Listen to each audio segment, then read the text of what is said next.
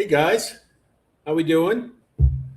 So we've only got a couple on so far, and I have a guest anxiously waiting, but I want to have a couple of more people, I think, before we get going. Oh, quite a few more. Okay, well that's enough to get started. And I'm sure the others will be along.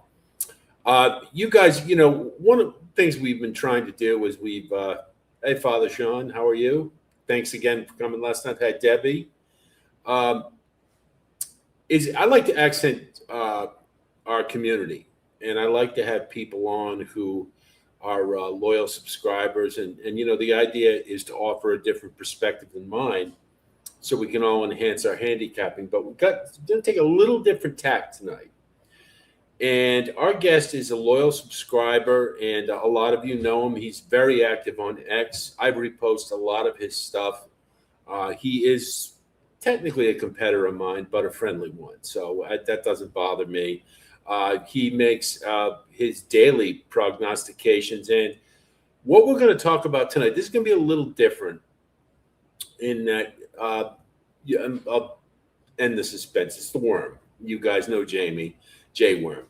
And he has an app that he asked me to take a look at and before he released it. And I really liked what I saw. It's designed uh, for handicappers, predominantly newer to the game people.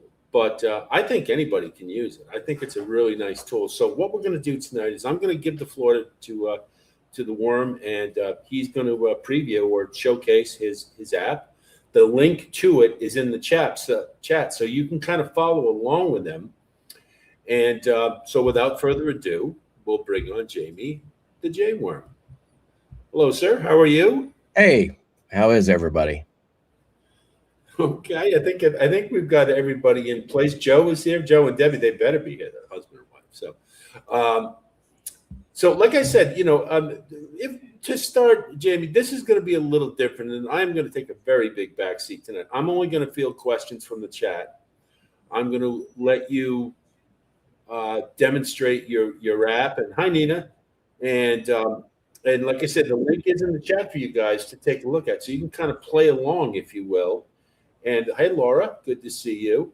And so, but before we get into that, as I like to do, Jamie, can you tell us your story? Give us a little background. How'd you get into horse racing, and how did you end up being a handicapper, a punter, as it were? As it were. Well, yeah, you talked about us being competitors. Well, here's some more competitors that are friends of ours. Well, yeah, no, and they are. They're very friendly competitors. I've had Tim on, and Colin, Sean. They're all friends of mine. So to me, there's plenty of room for everybody. So I don't care. Yeah, like you said, it's all about the community, and yeah, I really haven't been into this all that long.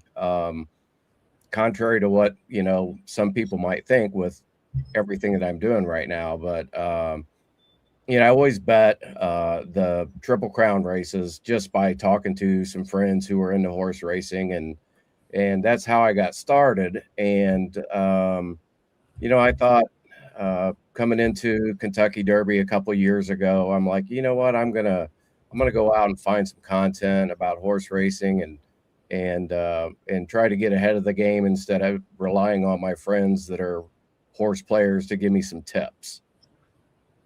So I watched races and watched some prep races, followed some content that got me more into it. And then last year for the Derby, unbeknownst to me, uh, I thought I killed it, and come to find out, everybody killed it.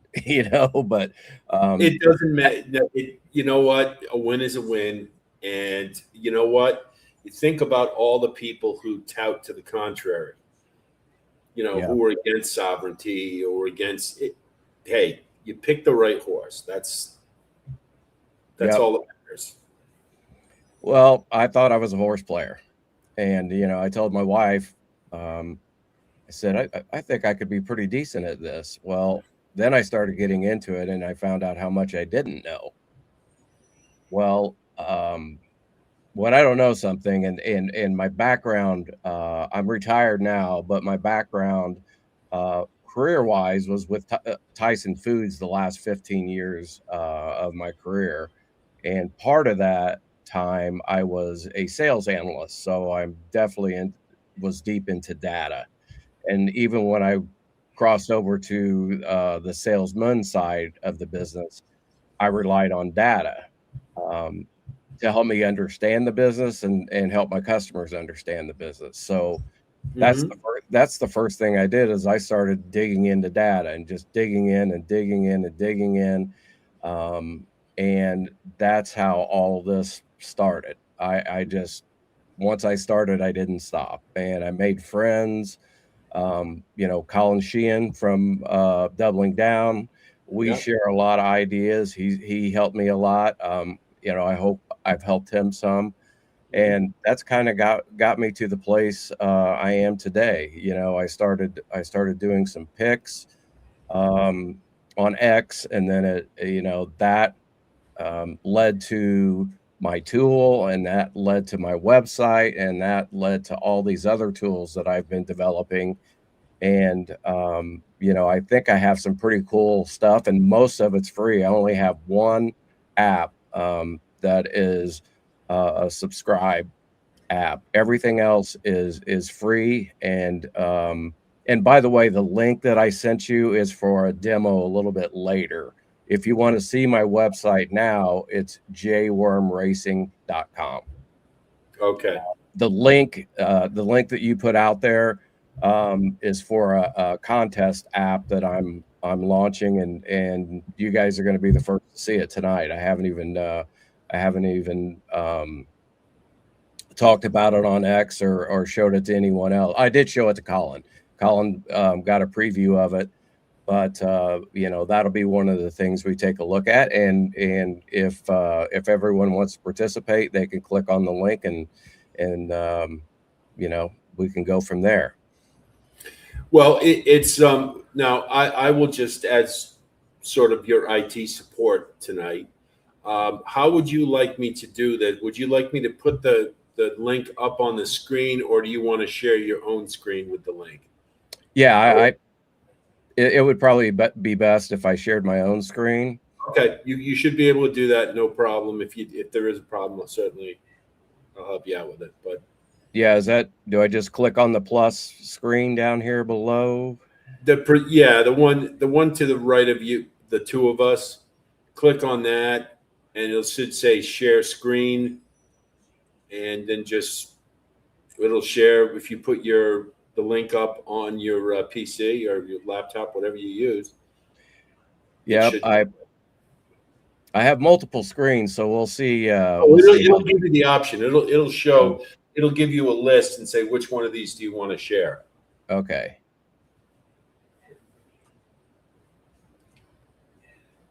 Okay, there it All right. is. All right. Well, I'm just going to take off with the website. How's Now, that? now I'm just Are going to add it to the stage. Okay. There you Oh, there you go. go. All right. And as people have questions, go ahead and stop me, Alex, and I'll Well, answer the best I can. I'm gonna, guys. If you have questions as we go along, just put them in the chat. I will pop them on the screen so Jamie can see them himself. And and if I think I can add anything, I certainly will. But yeah, we'll just go from there. And hey, everybody, give a shout out to Ernie because he had Renegade yesterday in the gym dandy. Very And nice.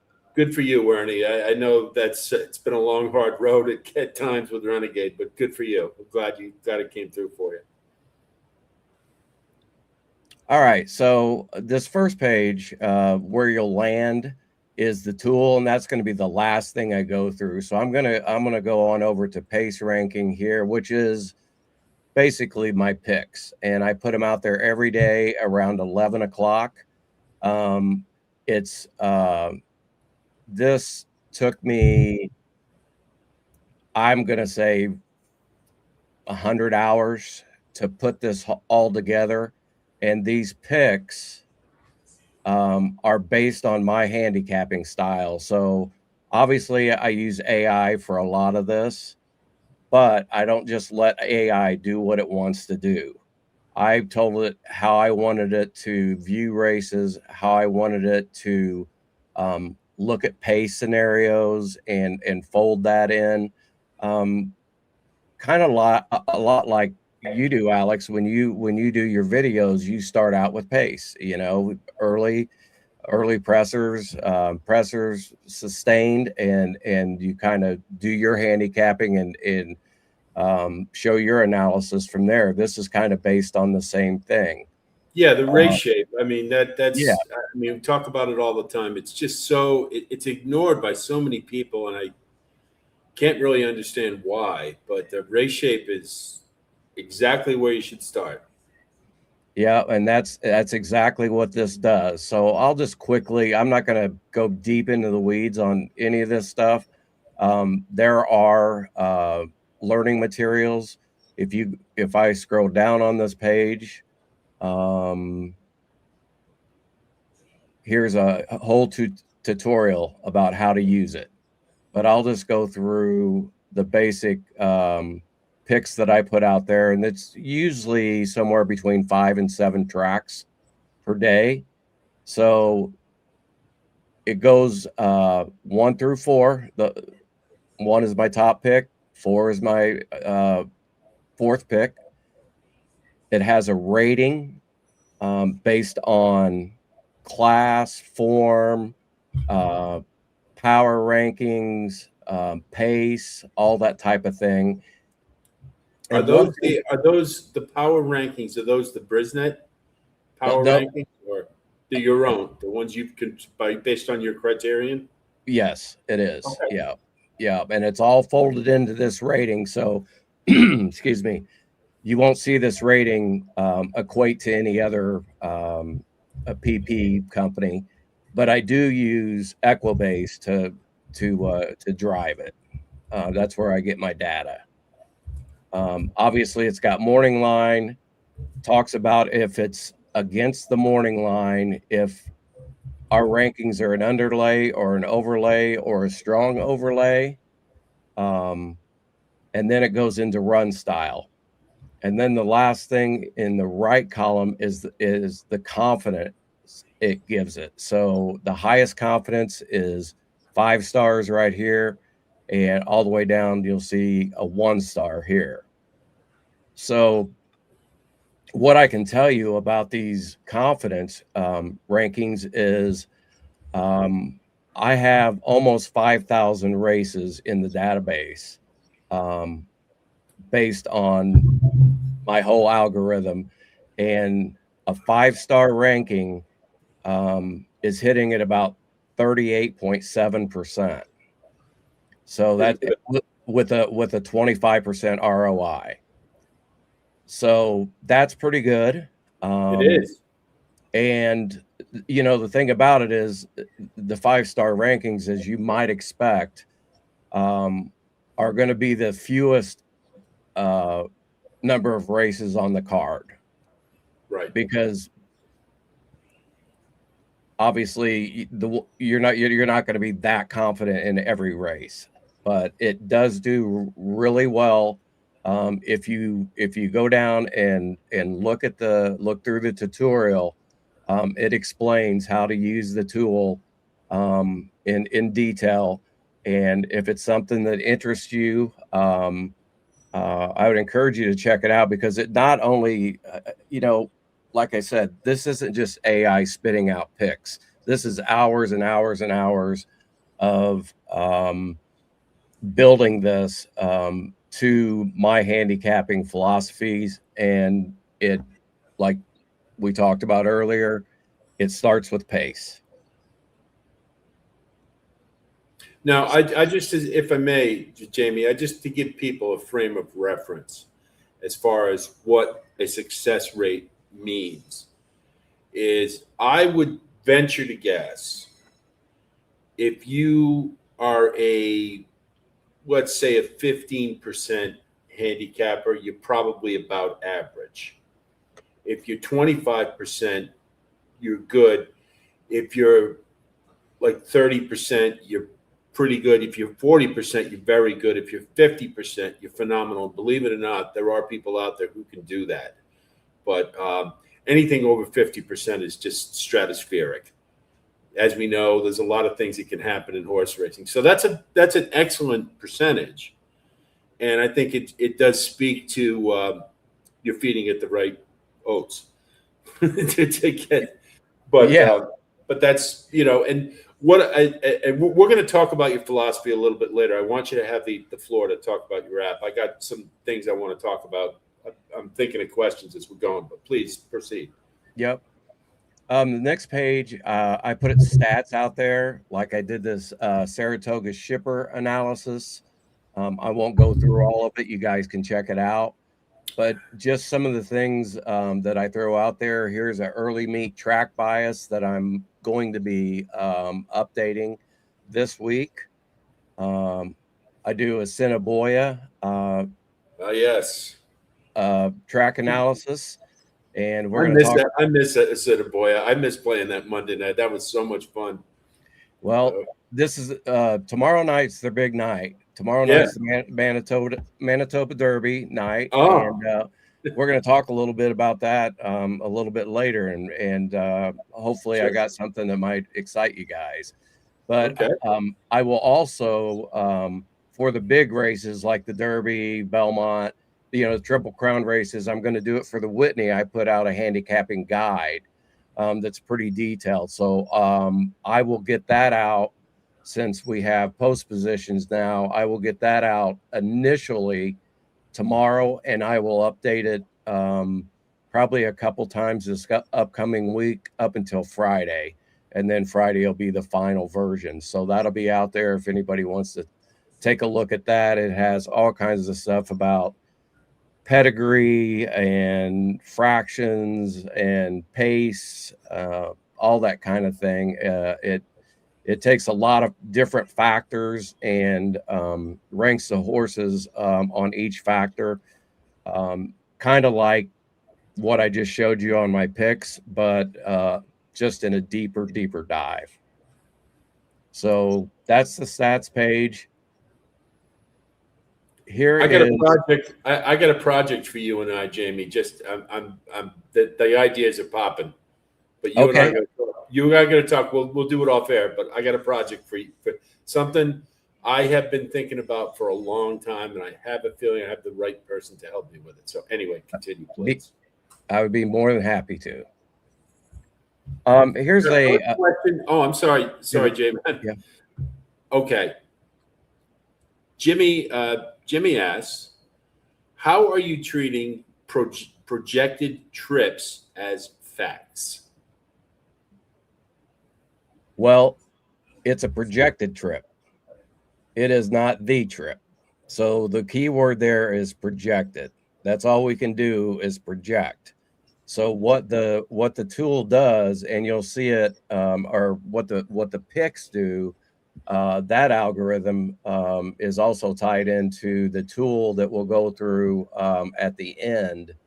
But it looks at fractions and it looks at placement in the race, and it determines.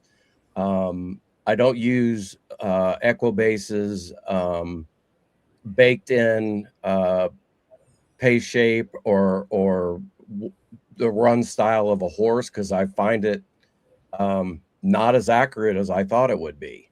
So I created my own algorithm to develop run styles for the horses, and then after the run styles are determined, then it determines what the pace shape should be based on those run styles. That's a nice point. That's a really good point, Jamie, because I've done this on occasion with my posts. I'm sure a lot of you guys are aware. I will change the running style that they've assigned from Brisnet because I don't believe it. Yep. And it's, it just goes to show that you do have to, you have to use your own instincts. You have to, you can't just rely on what it says. So that's great. I like that because, I can't think of a horse, but there's some of them been listed as E's forever, and they come from off the pace, and You just can't figure out why they have that designation. And for the uninitiated, if they looked at it, they'd be like, throw them off. It would make it hard for them to decide. But I have another question from Laura. It says, "Are the picks monetized or free right now?" I will just say before Jamie answers, he's kind enough to put them on X every day, virtually every day. I think every day. I do every day. And I've reposted them quite a bit. So if you follow me on X, wire_right, you'll see. Usually when they come up, if I see them and I have time, I definitely will repost them for them. But yeah, they're available. Yep, everything that I have on the website is free except for my handicapping tool, and that's a subscription. All right. So Jimmy asks, assume horse will secure a certain position when rider decisions break in traffic and complete. Well, that's true, Jimmy. But I mean, let's face it. As Jamie pointed out, these are projections. That's all you can do in handicapping is just project the pace, project the race shape.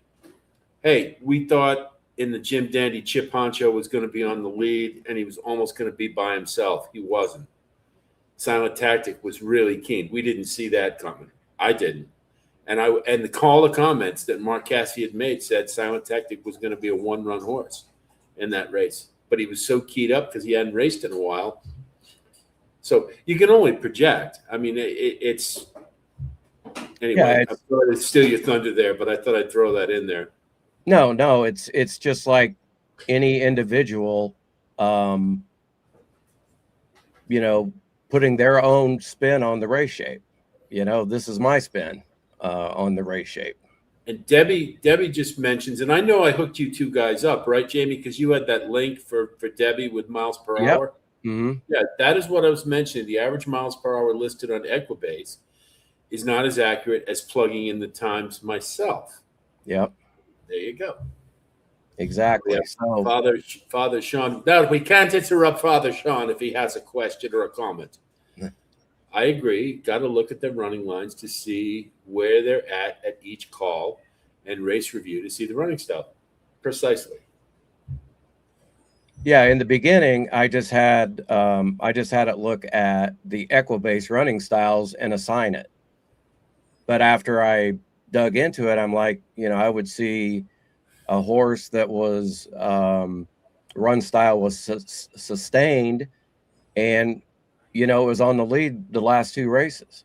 So that doesn't make any sense. Well, one of the things that I'll bring up Burnham Square because we did hit the turf pick 3 yesterday, and I did post it. So if you followed my post, you hit it, and we hit it for the max offer because when Burnham Square got up, but his running style had been coming from off the pace, and it was in the Arlington Million. However, in the race prior, he basically won on the front end. And the reason he did, and this is something that actually speaks well to the horse, is when you see that is basically the trainer, jockey, all agreeing that we're just the best horse in here. Let's not mess around with traffic or anything. Let's just get on the lead and blow this field away. Now, he didn't blow him away, but it speaks to how good the horse is because he could alter his running style to win. Right. But that... So when you have anomalies like that, a lot of times it speaks very well to the horse when you see something like that. Yeah, if you have a horse that traditionally presses, but there's no speed in the race and it sees it can go. If you're the best horse in the race, go get it. Right. And Laura, I just want to throw this in there because this applies to you, Jamie, as well as me. And I'd certainly like to hear your perspective. What is the attraction to X? So many analysts are using that godforsaken app. You too, Alex? It is completely uncivilized. It can be, but you can also filter out what you're not interested in hearing. There are some cranks. There's no doubt about it. I try to level the playing field by being civilized. And there are quite a few of us. Matthew DeSantis is very active on X. Jamie's very active on X. There's a lot of good guys out there. And listen, the same people you don't like, I don't like either. Swift hitter is I'm not a big fan of, or Shoe eats turf for breakfast sometimes is a little ridiculous. David Portnoy can be that way, but he went to Michigan, so I hate him anyway.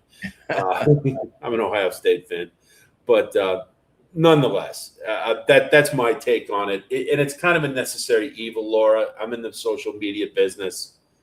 I have to be there. So, but I do understand what you're saying, and hey, narcissists of the world unite. They find a new leader every day. But that's my thought.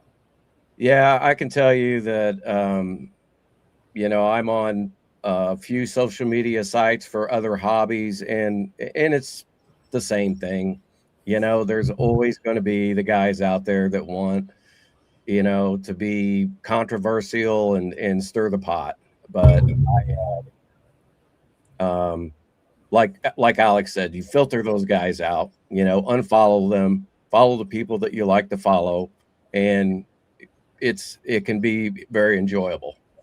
Oh, I mean, the people. There's nothing worse in the world than watching the people complain about a race they just lost, Yeah. and wanting to string up every jockey by their thumbs, and that's where it's you sort of have to circle the wagons a little bit about just utilizing your best judgment, your own perspective. But hey, there's a lot of people out there who just want a kindred spirit who says, "Yeah, I hate that jockey too," But Yeah. Because he had the same bet. Oh, of course, yeah. Yeah. And Father Sean makes a point. And guys, we will get into recapping. I just want to give Jamie I want to make sure he gets his time with this because I think it's a cool thing.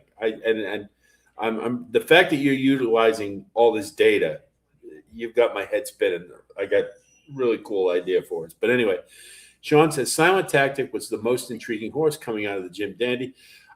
I'm okay with that because I tend to agree with you, Sean, because it was the question at this time of year is whether they move forward or not.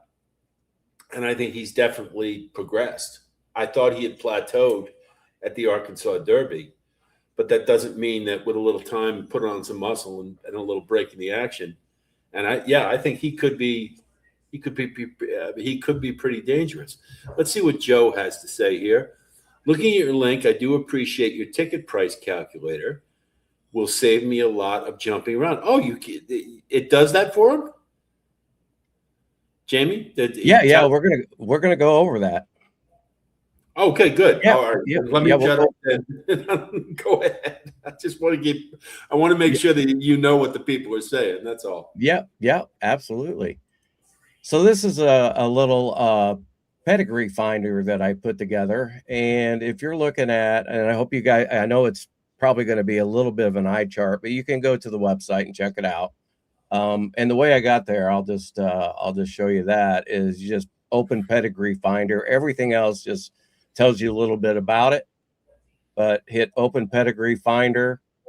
Say you're looking at an 8 furlong race. That'll pull up your top sires and your top dam sires. You can have a tight filter. You can go to good. There you see into mischief. You can look at first time starter. How they do with first time starters, and you look at their average win distance fit.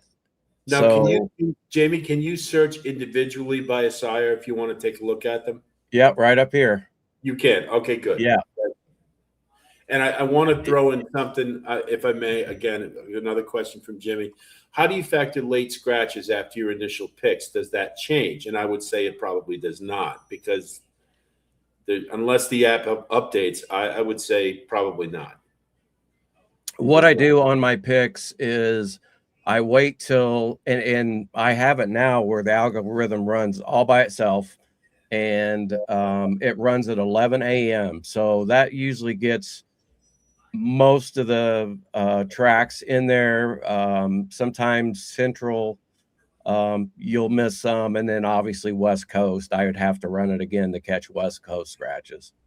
But a late scratch, I think late scratches, you have to look at that on your own. Now my tool that's always a tough thing for everybody, Jimmy. I Right. mean, it's there's nothing worse in the world than attention. We have a late scratch when you've built your whole ticket around a particular horse, or if they're going to be at the bottom of your exotics, because now you got to back out the tickets and do all that all over again. But there's not. I mean, when it's a late scratch, there isn't much. I don't think you could do about that. All right. So this, yeah. So I typed in gun, and you can see gun runner came up right here. I got another question about this. Debbie says she's interested in the pedigree finder. I am too. I think that's terrific. Jamie, can you narrow it down to how a sire's offspring do at a particular track? I don't. I haven't gone that far with this particular tool yet, and the reason I haven't is getting that data is very, very difficult. To get all that data into one place is extremely, extremely difficult. It was, and this doesn't, this has maybe about 200 sires and I don't know, 150 dam sires. Even to get that information was extremely difficult. So, You guys got to remember something that, and I know this back from reading Steve Christ's book. Now, if you guys know who Steve Christ is, he's the former chairman publisher of Daily Racing Form. And back in the 80s, I believe it was in the 90s, he was going to create a competitor called the Racing Times. And the whole thing, the problems that, or the getting that together was that Equibase owns all the data. And so it can be tricky in what they're willing to release, or I don't know if that was the exact problem, Jimmy, but I'm guessing that may have been it. It's how much they're going to filter it for you, or how much they're going to allow. I don't know. I'm just guesstimating, but that I had no, a I've, feeling. I've had a meeting with Equibase to Okay. talk about, getting, they're not even API now, where API would be just an automatic feed where it would just feed into this without me doing anything. They're not even to that level. Everything that they have now is FTP, so it's downloading files and that type of thing. But there are levels that you can purchase their data, and I'm not quite at that level just yet. Maybe if things go well, I can get to that level. Well, this is certainly a promising start. I'd have to say. I can tell you right off the bat, even though I'm an experienced player, I could definitely use this. I could definitely that this is a very interesting tool. Yeah, and I encourage everybody to just jump in and try it out. And one thing I noticed it doesn't do, every column does not filter or sort. So I will make sure that happens, because that's a pretty easy fix. But anyway, I found this to be a really interesting tool. If you're looking at a horse and you really like it, and you go, man, that I just don't think that sire, that distance fits the sire. So you go in and you look at it, and you can form an opinion by looking at its average wind fit. Yeah, and that's something, Brisnet, you can always see for sires is the average winning distance, um, but particular distances is a really good filter because, um, especially at like 7 furlongs or those unique distances, where, as we know, 7 furlongs is a very unique distance. Some horses love it, some horses don't like it. Um, and finding sires that are really proficient at it would be a feather in your cap for sure. All right, I'll move on. That's the pedigree finder. Go check it out. I can't remember who talked about this, but here is the ticket calculator. So you can type in, say you play Saratoga today, type in Saratoga. If I could type. Say you want to play a trifecta, you're going to play it by position, which means not a box, not a key.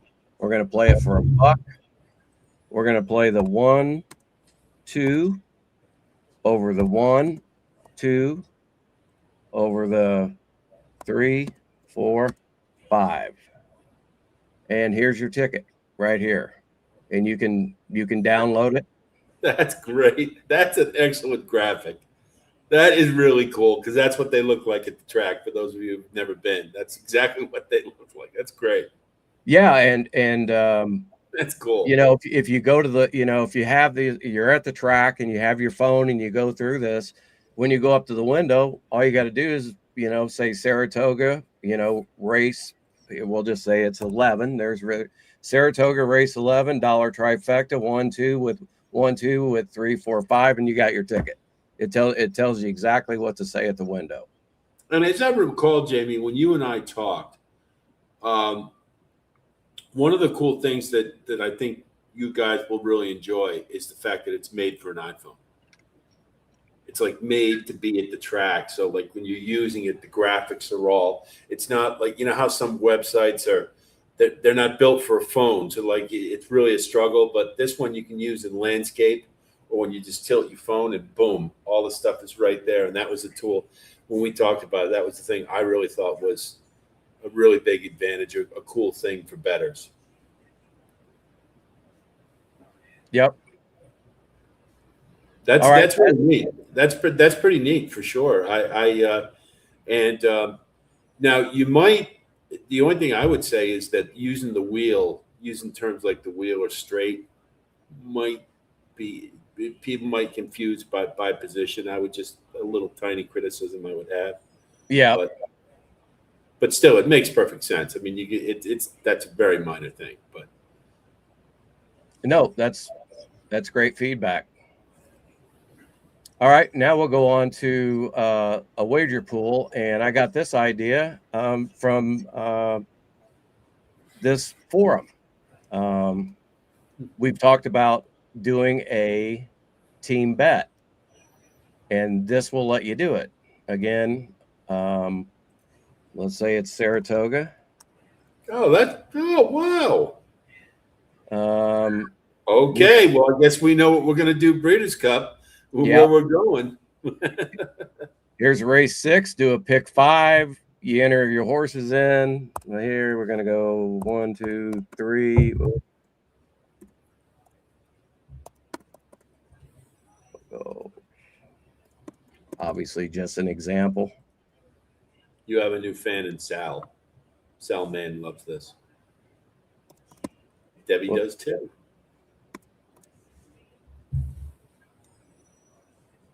So then, who's in for what? Jamie, he's in for 20, and Alex has more money than Jamie. He's going to be in for 50. I don't know about that, but yeah. And Deb will be in for 40.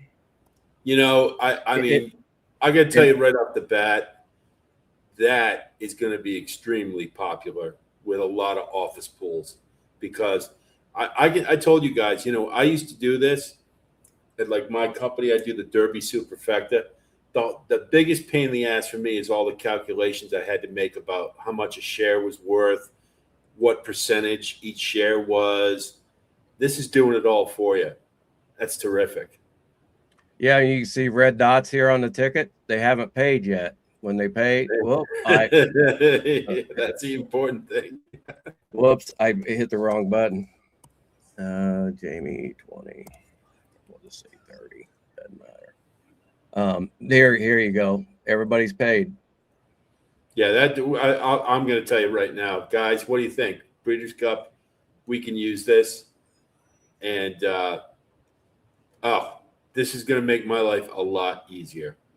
A lot easier. And, you know, one of the things that I always used to do that's even better is I used to have to give everybody a printout of the tickets. So I had to, you know, if you make 30 tickets or however many you have, I used to have to take pictures of them with my phone and then attach them to a group email and send it out so everybody could see that the bets were made. And then the result tickets, I had to do that and all this other stuff. And so for my, you know, hey, this is pretty cool. I can see a lot of people using this all the time.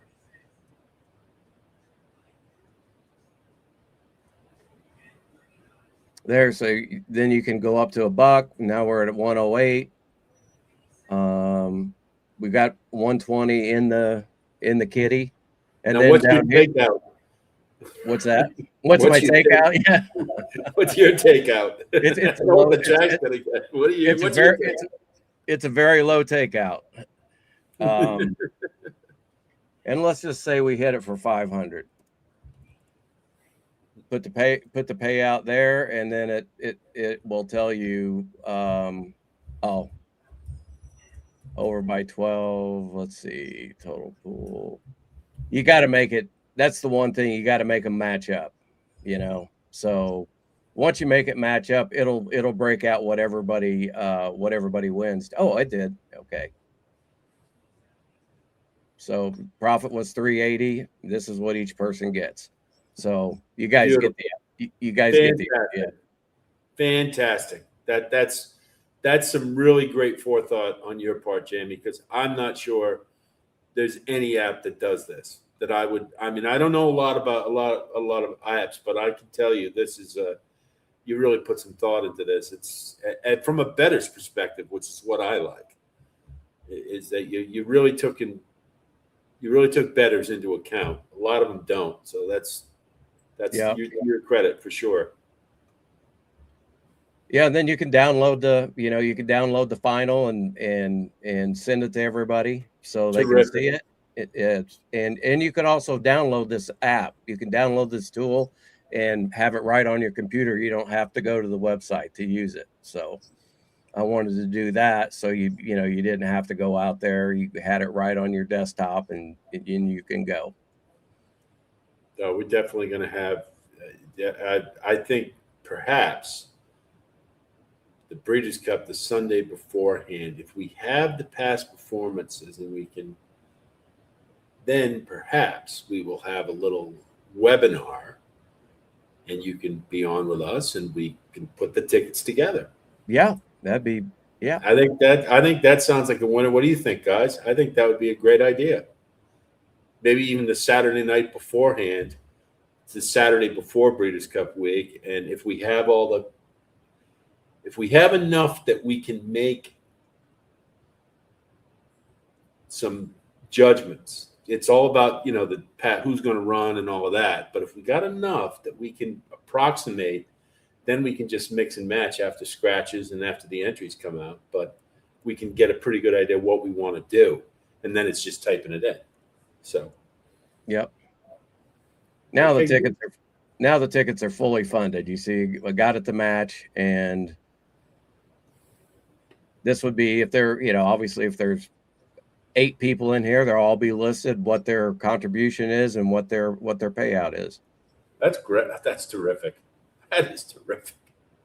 Really is. I didn't expect to see that tonight at all. That's awesome. Yeah, and that all came from us talking about that one night, doing the Breeders' Cup as a group bet. What's my cut? What's your takeout? I'm just kidding. Hey, listen, anything that, this is the kind of thing that promotes horse racing, because you get one horse player at his company, and says, hey, you guys want to get in a pool? Let me show you the app, and they can show it all right here, because so many people get suspicious, because it's Right. cash, because you're dealing in cash, and that's the thing that a lot of people, they like you, they know you, but of course we know when money's involved, people change. This is the thing. They can do it all right from the app. I don't have to be a banker. I don't have to be anything. That's great. All right. Well, looks like we might get some use out of that. Definitely. And that, in doing this, it prompted me to do a contest. So this is an online contest that you can create. The one thing about it is you have to get a file from me. And it's all spelled out here. But if you guys go to that link that I sent out, that'll get you to, I would be the host. You guys would be the players. That would get you to the player side of things. Okay, now I got another idea. How about a Saturday night contest, guys? When Churchill Downs in the fall, Downs After Dark. We'll all play. Is that what do you think? Would that be fun? I'm in. Why not? And I'll get some other people in on that. I've got Carson. A lot of you guys know is we're going to have her on probably next week. She's anxious to talk horse racing. She hasn't done it in a while, so. And I can get Riders Up Tim. You guys know, and hey, we can even bring Colin and Vinny. We can have all kinds of. Yeah, that's enough. Jeez, that's terrific. Yeah, we could. I think we can have a contest. Let's do it. Let's do it. So what this does, and I used Assiniboia for tomorrow night as a. Oh, that's right. That's an example. Let me just say, Sean brings up a good point for the claiming ground. Yeah. I can't wait to the claiming ground. No sharks, Alex. Laura says. Well, listen, it's, contest play is very different than your daily racing, handicapping individual races, because you have to think about all the races, and then you have to think about what am I going to need to win at the end. And so a lot of people, a good tip I heard from Jackson Muniz, a lot of you guys know, is to handicap the last couple races to see how much you're going to need to win if you're doing well at that point. But anyway, that's neither here nor there. Yeah, we get Laura. We can keep it just to the family. But listen, it's handicapping, right? Sometimes you're right, sometimes you're wrong. Hey, anybody can win any time.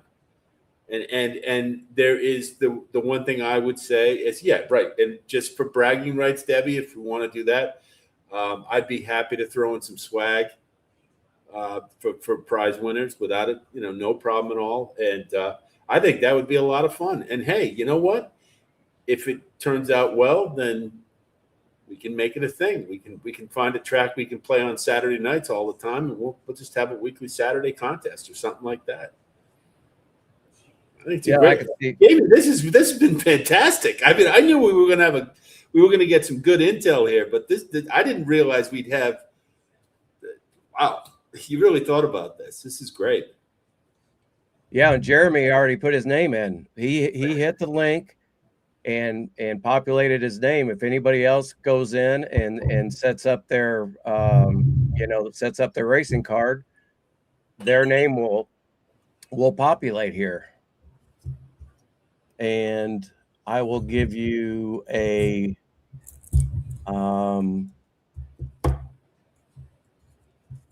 let's see.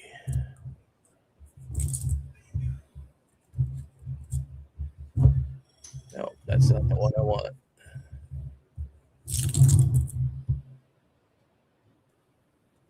At any rate, so everybody gets a link, and then they pick their horses. You can see, like on this very first one, Jeremy picked the 2 horse. All his picks will be here.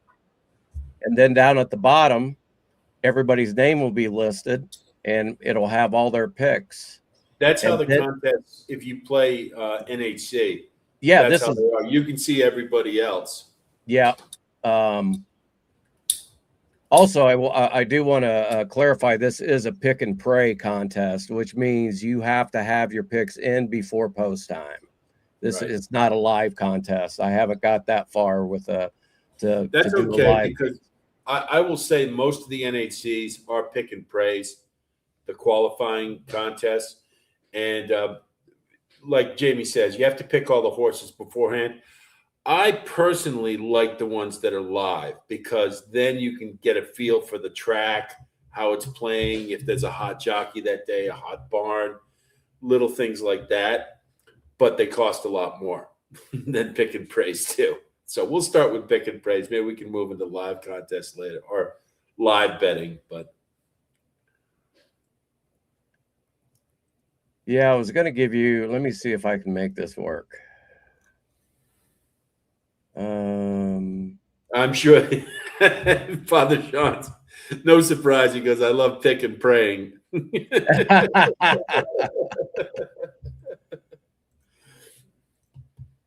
Say, Jimmy asks, why don't we have at least a $50 minimum buy-in and play a pick 6 ticket followed with a backup pick 5? And if we need more people, we up the buy.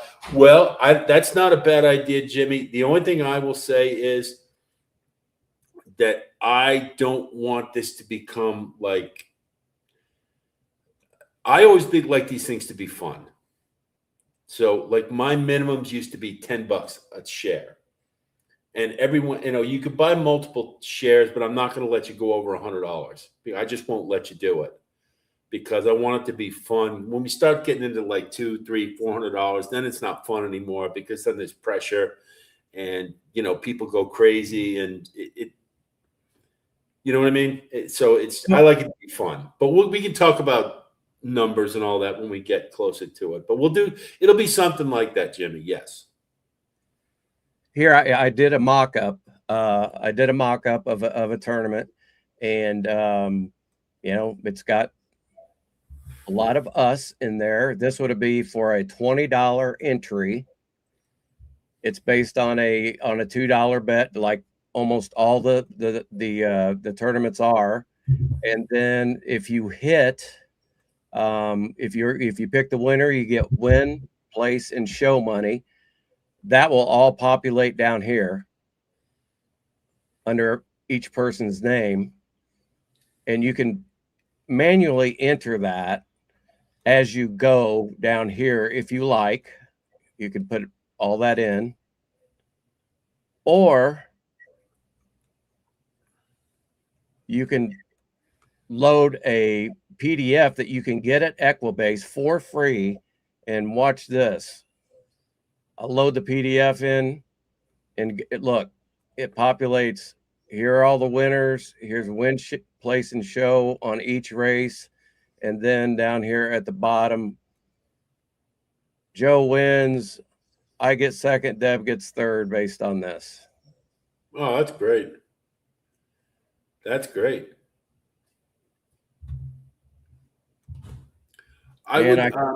Father Sean asked, could we do I'm sorry, Jamie. Is it Father Sean asked, can we do an evening with a contest seminar for those who haven't tried those yet?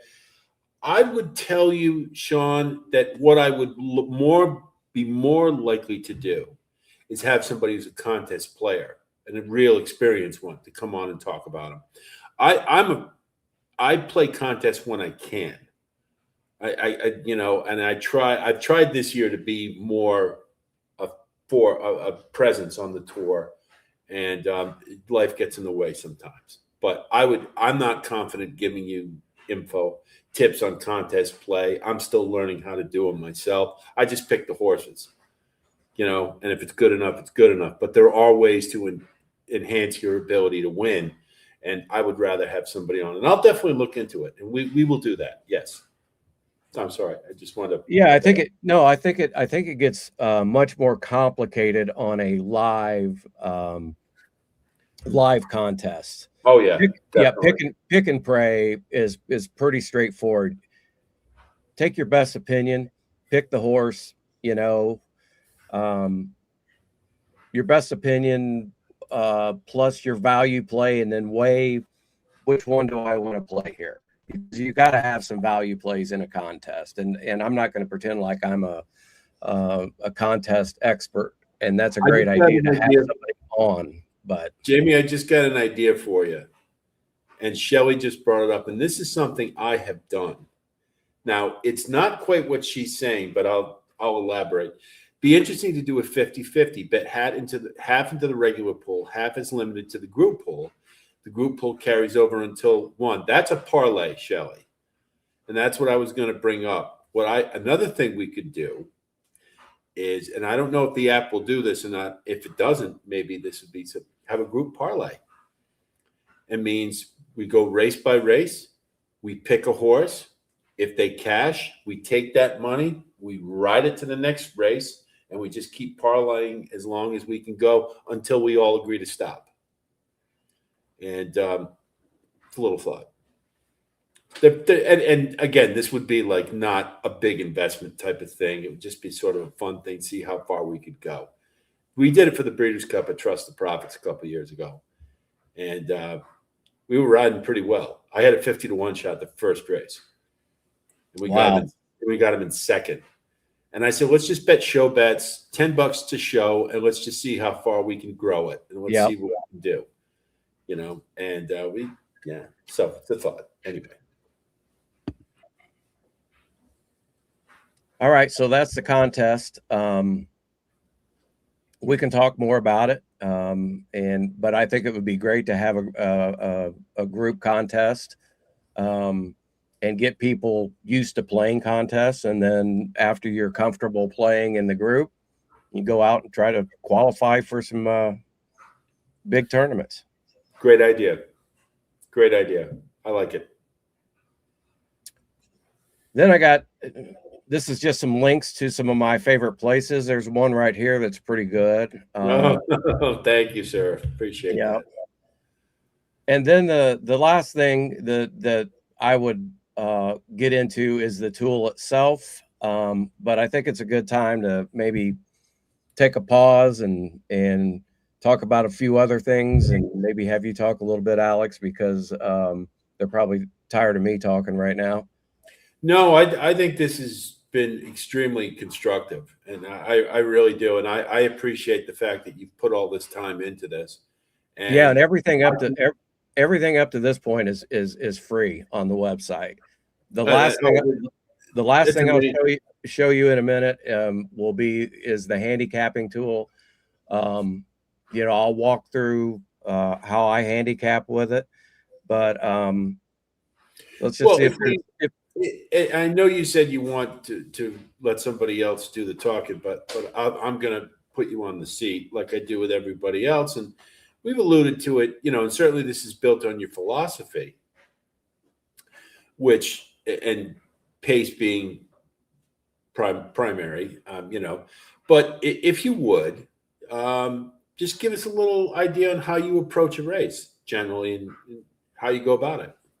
Well, let's just jump into the tool then, because that's how I go about it. Okay, that's fine. So this is the tool.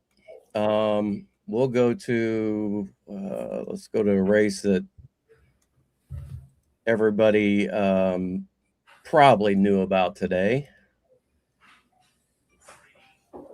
This one with Blackout Time and Chief Wallaby and a horse. The horse that's only ran a couple of sprints that takes it all.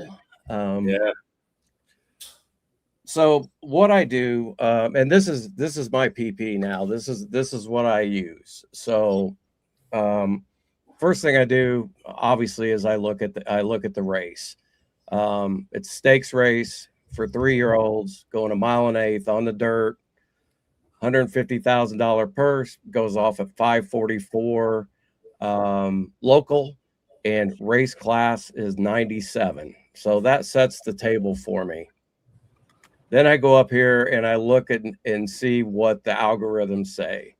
Right now, the tool is telling me it thinks it's got a 77% chance of having the winner in the top 3, which obviously it didn't. The pace shape, it's projecting as quick early, and it's fairly confident. Next, top line.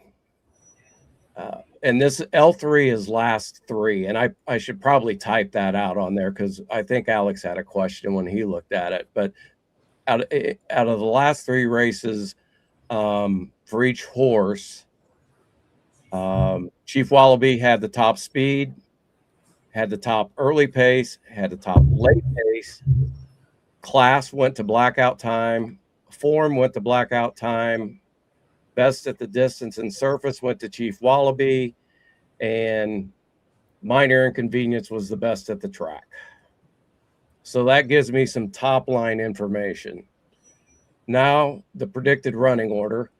And I spent a lot of time on this as well to get it as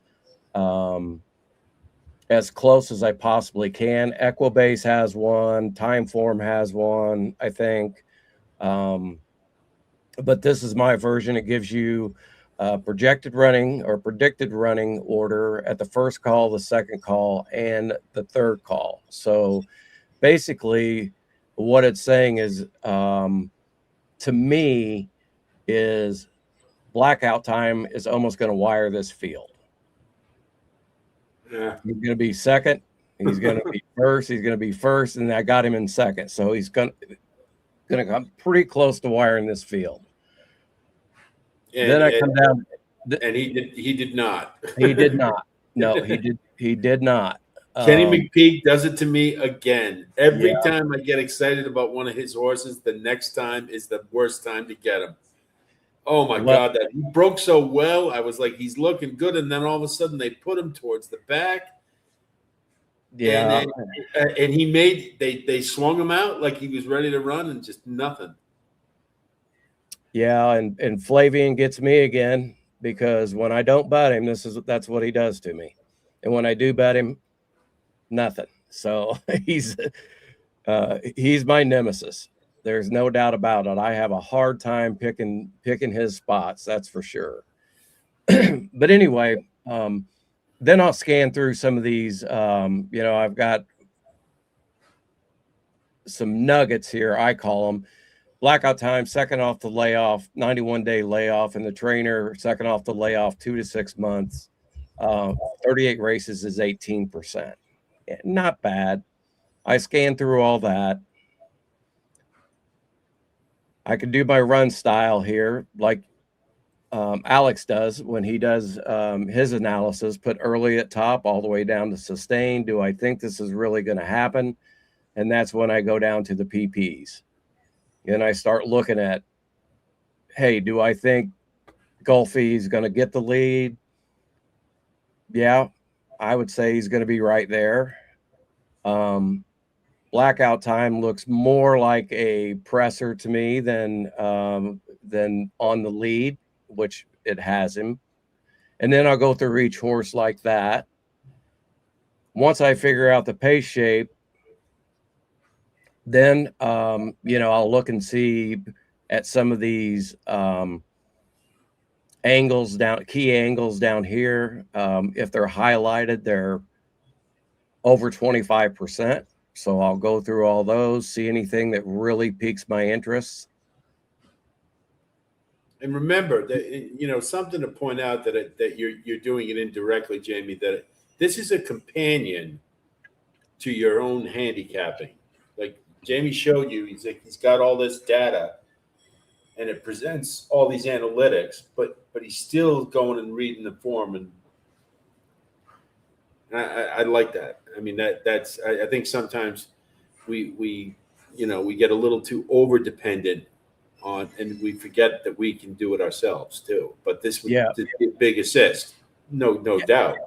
Yeah, I should say that you can sort all these columns any way you want it. This is the models ranking of the race. And then there's score. Now, score doesn't, you're going to say maybe, well, why is blackout time a 68.2 and Chief Wallaby is a 60.2 in score, yet Chief Wallaby is ahead of blackout time? That's where pace and the race shape comes into it. It might think it might think it has some factors that are better, but when it looks at the pace shape, it will rank a horse above one that actually scores better than it. Yeah, that happens. That happens a lot with Brisnet. Does that with the prime power ratings, and I love, to be quite honest, I love it when I I really like a horse who has a lower power rating because I got something. Because it's again like people. There are a lot of people who just go, "Oh, it's got the best prime power rating." So and usually with Brisnet, if there's a 10-point difference, you go to the window. But there are times you can beat that, and so yeah.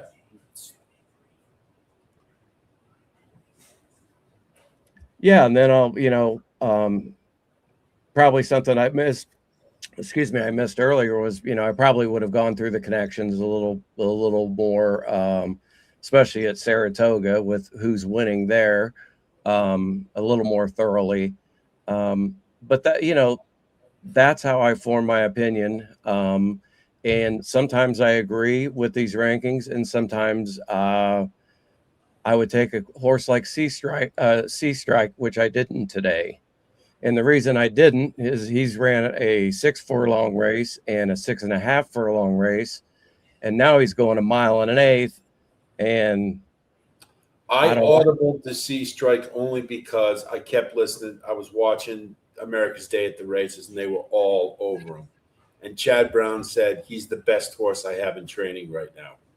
That was it. That was the only reason. Now I didn't pick him to win. I still thought Yeah, Blackout Time could win the race, but I was like, oh well, they're saying all of this. That I didn't hear that comment about Chad Brown. Like he's the best horse I got in training.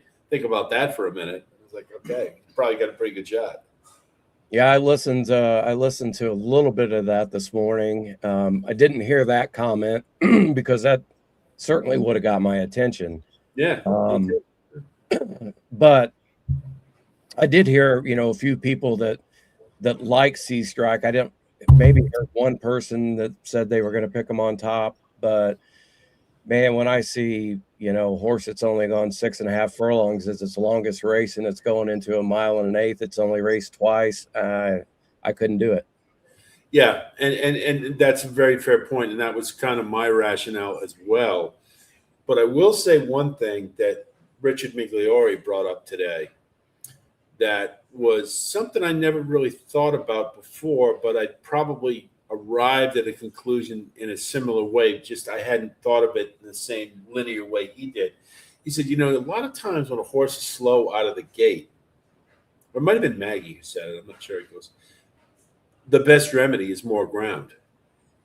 I never thought of it that way. I mean, I never heard it expressed that way. I probably came to the same conclusion in a different way, and that was sort of a telltale thing with Sea Strike, I guess. Like he obviously is a horse who wants a lot more ground, but I couldn't get there either. I agree with you. It's just really hard for me to take a horse doing that the first time going into a graded stakes.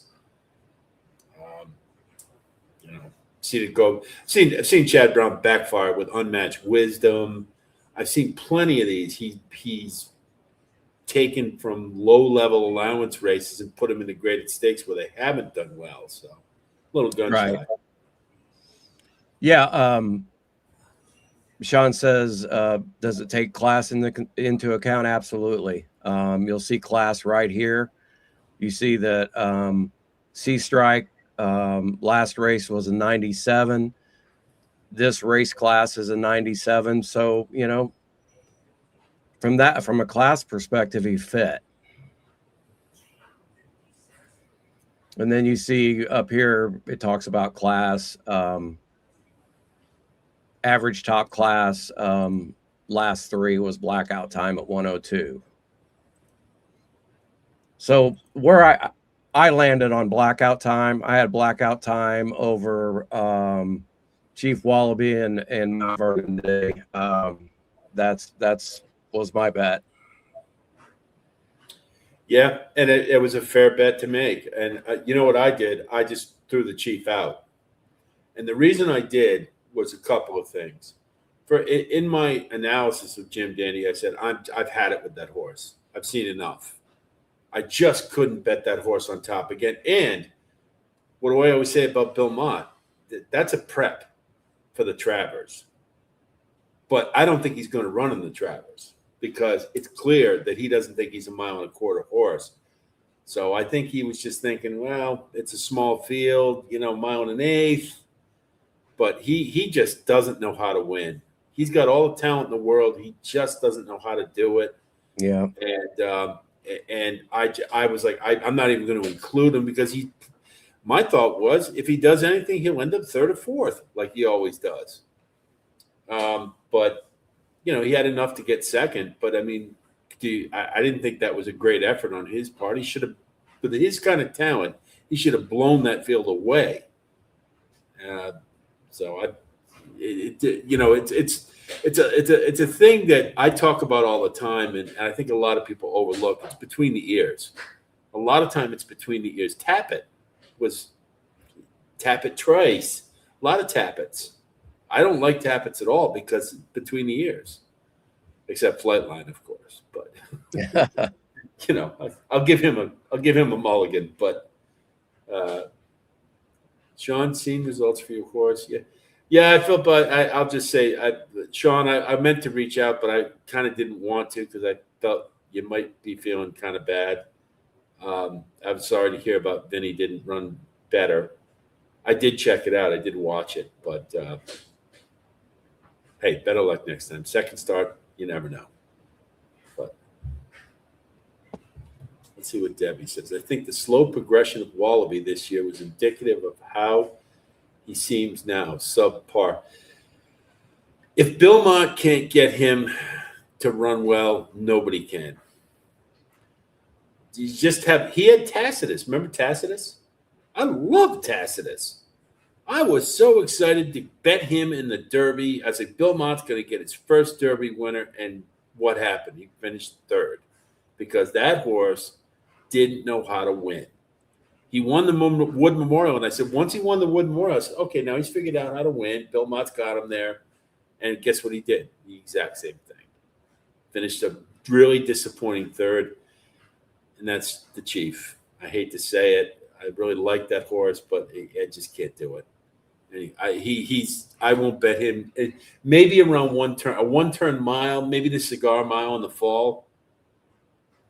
But other than that, I don't know. He's got to go one turn. I think so. I think Bill Motz even said he's not a mile and a quarter horse. Kaylee Shapiro was like, I took one look at him, knew he wasn't a mile and a quarter horse. But this year's Derby, that none of them, other than Golden Tempo, which we should have known. Yep. Yeah, well, let's see. Yes, remember Golden. Oh, that was the thing that got me on Golden Tempo. That maiden race was phenomenal. He came from the another universe to win that race. And the thing was, it just, when the Louisiana Derby, the RZA starts, like he's running the same race and he's not getting it. Well, he's getting it now. But, how did anybody play Arlington? The Arlington Million Day? I have to ask that because I did well. Saratoga, I did not. I had a subpar day. A lot of scratches that took away winners. But I did play Colonial and did well. I did not have a great weekend. Yesterday was okay, but today, no good. And Delmar remains a mystery. An enigma. I don't know what. Majestic Oops. I don't know what Joel Rosario was doing on that horse. It was like, how can you take a horse to the back at Delmar? The whole premise of betting Majestic Oops was the fact that he would be rating behind the leaders. And, Joe Rosario's very hard to bet at all right now. Yes, I did, Nina. Thank you. The pick three. I played the turf pick three. I'm kicking myself a little bit. I shouldn't play the pick four. But those are three races that are close to my heart. The Arlington Million was one of my favorite weekends at Arlington Park. It was just great and a great turf course. I miss Arlington a lot. A lot of people do. I can't believe Chicago doesn't have any racing at all now. It's just mind-blowing. It's mind-blowing to me. All I can say is I grew up in Illinois, and oh, you did? Okay. Yeah, I'm in Ohio now, but I was born and raised in Illinois, and that state has issues. Well, the fact that losing the Bears now too. It's I don't know how that's. I mean, I just can't even imagine this the sentiment of Bears fans right now. I just can't even put. They just must be going crazy. But Notre Dame's in Indiana. I don't know. It's just there's just something not right about Chicago not having racing. well, if you I, know anything about Gary, Indiana, it's not the nicest place in the world either. I used to work with a guy who lives in Gary, and Yeah. they got the Jackson Five. That was about all they. Michael Jackson came out of there. That's about it. I did not love you, know me, Joe, but I'm glad you guys did. Um, I would never take a closer at Del Mar. I just can't do it. The track is so speed favoring. It's to any closer's credit if they win there, but nah, I couldn't. I no. I that was my only knock on Almond Joy, and Kent DeSormo is confounding because we all know his issues. The only time at Del Mar I will be all over Kent DeSormo is when RB Hess uses him as a jockey, because those two used to be absolutely lethal at Santa Anita and Del Mar. So when he reaches out to him again, chances are he's got something for sure. But yeah, and did anybody else notice the new maiden races, 2-year-old maiden races for the rest of the year? Anytime Life is Good is the sire, I'm betting that horse without even looking at anything, because I didn't bet Saratoga a lot yesterday because I was working, but life changing. I was like, I went hard to the window and pulled that one out. On But fire. Nina, that's RB Hess Jr. I believe he's still a trainer. He had a horse at Saratoga yesterday, I believe, which was kind of weird. But RB Hess Jr. and he's a guy. I even saw an interview with him after he got a win with Kent DeSormo, and they asked him, and he said, "Yeah, I probably had half my wins from Kent DeSormo. Probably won half of the races I had, So, but yeah. What was the other thing I was thinking about? And then the Sanford. We were right to bet against obliteration. We had the wrong horse, though. Now, where do you post this stuff at? Not Your the what was the stakes race? The sprint. The Amsterdam. That was on Friday. you guys, I mean, you guys were talking about sharing picks or something like that. Where do you do that? I'm not sure what you mean. I just Yep. post my stuff. That's all I do. Excuse On me. Reddit. I just post right at the wire. Oh, okay. Yeah, I posted, one of my posts was the turf pick 3. Okay. And I posted it, and all my 2 out of my 3 top choices won, and my second choice won the other, and I leveraged it. So I always talk to you guys about leveraging whenever. This time I actually showed you what I was going to do, and so I leveraged at the top with Burnham Square. I wasn't 100% about Burnham Square, I have to say, and he worked hard for it. But yeah, there was just a post I had, and every once in a while I post on X. I'll put pics up there, but generally not. Right at your website, then. On the website is where you can get the Saratoga card, and I'm going to do them every week now, from now on. So it'll be a different track after Saratoga. Then we'll probably go the Kentucky Downs, then we'll do Keeneland, then we'll do Churchill, and then we'll in the winter it'll probably be whatever the Derby prep, the big Derby prep is. And if there's multiple, we'll figure something out. But um, let's see, what did Jimmy do? I won the exacta you gave us in Arlington and had 100 to win on Paco from John Stetton. Sure bet play. That horse was looking pretty good. Grand Orient for a little while there. He was looking pretty good. Something about Safi in these big races, it just doesn't happen. I had him in Saratoga. I had a horse, and it didn't happen. That's the one that would have made my weekend. Oh, yeah. Paco would have got him. That would have made my weekend. Yeah, I went heavy on that race. Well, don't forget also, when Paco has to run against the jockey colony at Saratoga, yeah, a little different story than Colonial, where he can, just enforce his will. Right. Let's see. I notice he's very loyal to Amador.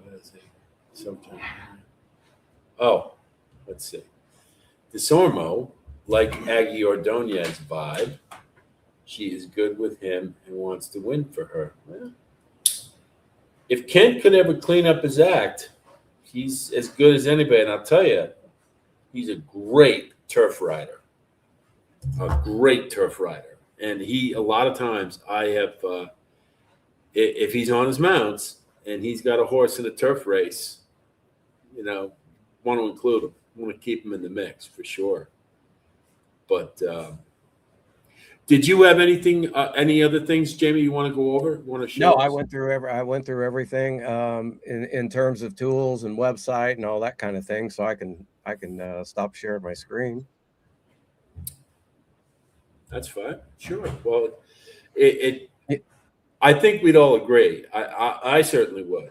I think that is a very useful tool, and I really will reiterate. I really like the fact you took bettors into account, and a lot of. I mean, that contest thing is terrific, and the ticket thing is really cool. I like that a lot. That's really good graphics and I mean that's no, you spent a lot of time, and I think you did a good job. I think it's worth it. Now you get that St. Louis Blues thing off your wall there. They beat my Bruins in the Stanley Cup. I've already, this is 2 weeks in a row. I had Father Sean with the Flyers, and now I got you with the Blues. Come on. If there's a Blackhawks fan out there somewhere, I mean, that we have on, that'll be the trifecta for me. 3 teams that have beat me in the Stanley Cup. And the Canadians fans aren't allowed. Well, the Blues were due one. I mean, no, it was a good. They beat the Bruins the way the Bruins beat the Canucks in 2011. It was the exact same. Like Game 7 was exactly the same. But Ryan O'Reilly I love that guy. One of my favorite players. I went over to St. Louis for one of the semi games against the was it the Sharks? Yeah, I think so. Yeah. It was I mean, there's nothing like live playoff hockey. Well, no. Except for horse racing, of course. I was just rewatching with a friend of mine last night. He's a big Carolina fan. We rewatched Game 5 of the Stanley Cup. And that was no doubt the turning point of that series. It was like, okay, you guys have been sticking with us for a little while. Well, we're about to take over. You can go home now. It's kind of one of those things. Now, I didn't answer this question within the chat, but since it's your page, what does a subscription for the tool cost? Well, if you don't mind, if you wouldn't mind putting up I think that's important.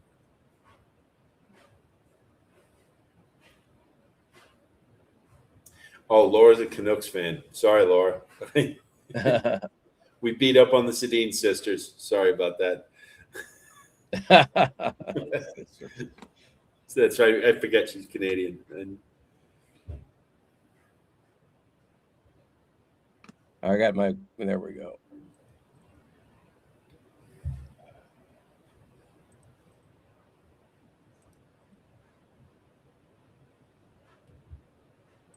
Let's see. Shelly did. I got the middle pick 5 on the Arlington card. Good for you, Shelly. Was cool because it was a $2.40 bet. Should have bet more, but was mainly playing the 2 races with Maxfield Progeny in it. So they came in. Okay. Jeez, look at this. It's all the claws are coming out now. I have never been to St. Louis. From what I've heard, and you guys can correct me if I'm wrong, is Kansas City is the place you want to go. If you're, there's a lot of things about Kansas City. 18th and Vine, jazz every night, great barbecue, and the Negro Leagues Hall of Fame, which I very much want to see. I'll deal with the Chiefs fans. I'm a Chiefs fan as well, so. All right, that's okay. Okay. I don't have it. I don't dislike the Chiefs. That's just they're a dynasty, so I have to. If they're not the Patriots, I have to bet against them or root against them. So I grew up 50 miles east of St. Louis, so that's and when Bidwell took the football Cardinals to Arizona, I was out, and I jumped ship and became a Chiefs fan. So I've been a Chiefs fan a long time. I didn't just jump on the bandwagon the last few years. So Bill Bidwell was probably the worst owner in NFL history. Mm-hmm. Oh my God, that guy was. I've heard stories that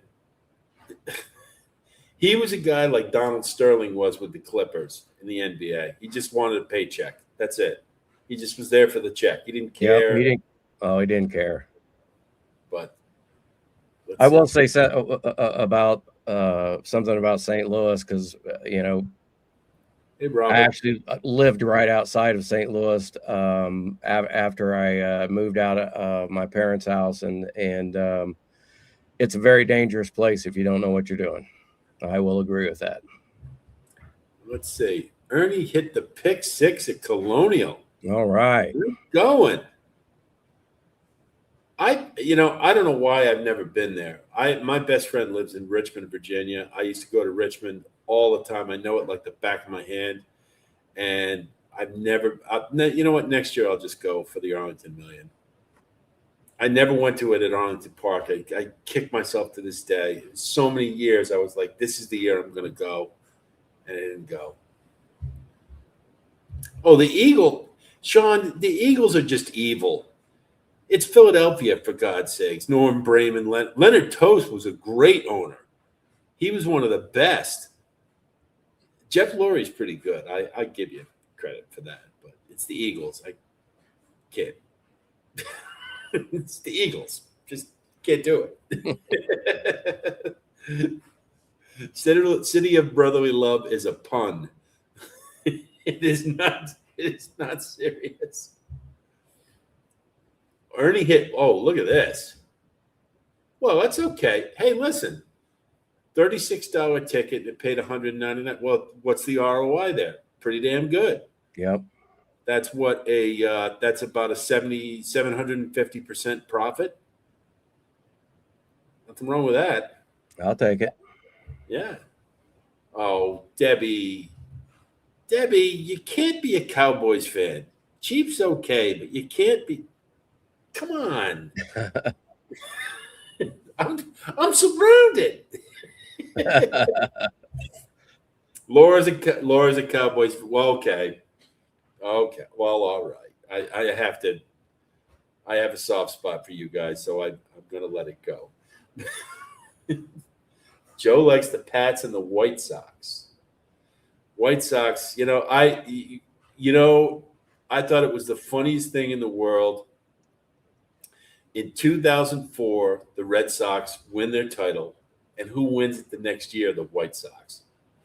And they were the team that had the longest drought because the White Sox hadn't won since 1917. Everybody forgets that, but because the Black Sox scandal. But I was happy for them because that's anytime. Let's see. Let's stick to horse racing. No NFL stuff. Keep it happy here. Okay. Robert says, I demoted the chief to captain. He stunk up.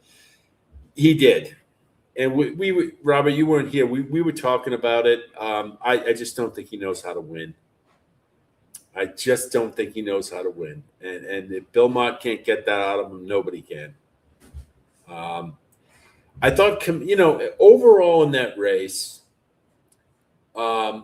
Chip Honcho was up.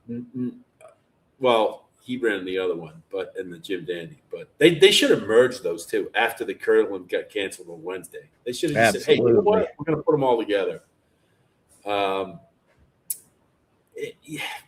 It's you can't figure this crop out, right? We should have learned after the Haskell. I'll tell you, I was looking at the Kirtland and the Jim Dandy. I was like, remember the Haskell? Something screwy's going to happen.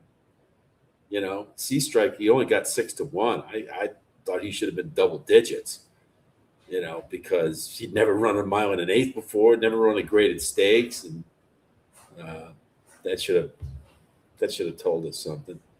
Oh, Laura's a Red Sox fan. Fantastic. They beat the Dodgers last night. I hadn't watched a baseball game in the longest time. They only got 4 hits, and they won 3-2. Let's see. Now, let's see. Okay, now, let's throw it out here. Here's something we never – now, I have a friend, and Jamie does too, Sean Patrick Nolan, the spin doctor, who is about a miracle away from sainthood. He is literally the nicest person I've ever met. Big horse racing guy. You go to Saratoga, it's like they lay out the red carpet for him. He knows everybody. He has been to more racetracks than anybody I know. And we asked him to list them one day, and I think he ran off like 30. So tell me the tracks you've been to. Jamie, you start. What tracks have you actually been to? I was at Ellis Park last weekend. Okay. Interesting. Not what it reminded me of a fair. It smelled like a fair, and but the horse racing was good. I had a good time there. They had band afterwards both days, and it was fun. Churchill, Keeneland, Horseshoe, Indianapolis. Have a harness racing track about 4 miles from my house, so they race in the winter. So I go out there just to do that, and I think that's it for me. Let's see what Laura says here. Commandment ran another great race. I think he did, but I'll tell you, he may not win again this year. I really wouldn't be on top of him for the Travers. He's not a 1.25 mile horse. And did you see how he took the turn? The second turn, how wide he was? They talked about it, like he doesn't like turns, and he has a short stride. But he did run well. I don't see him winning another race. I mean, if he didn't win yesterday, when's he going to win? Because Renegade's always going to be there. Golden Temple's going to be there. And he doesn't like 1.25 miles.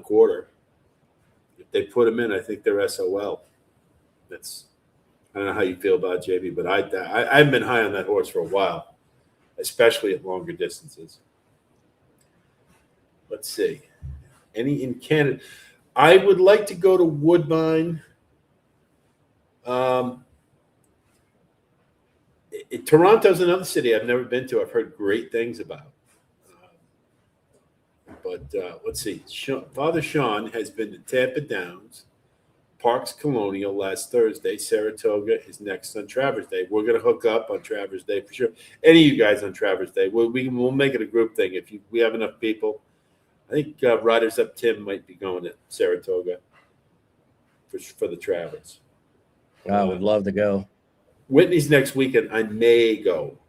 I have to find out. I've got a commitment I may have, but um, I have been to the old Narragansett in East Providence, Rhode Island, where Seabiscuit started his run. I think that was the first track I ever went to. Rockingham Park in New Hampshire, Suffolk Downs, of course, Belmont, Aqueduct, Saratoga, Parks, and Monmouth are the ones I've actually been to. And Colonial will probably be next. Although Laurel is one I sort of want to take a look at. And the new Belmont in the fall, I'll definitely be going there. Let's see. Stupid question. Paul, there are no stupid questions. Do all racetracks run north and south, factoring for wind? I do not know. I've never thought of that before. I would, if you think about the geography, when you look at where tracks are now, Belmont is in Elmont, Long Island. So let's see if I can do this reverse. Or no, here's New York City. Elmont is like right here on Long Island, and it runs east to west. Belmont does. The old Arlington, here's Chicago. Arlington was like here, and it was north south. Keeneland runs east west, if I recall correctly. Suffolk Downs was outside of Boston, and that ran east to west.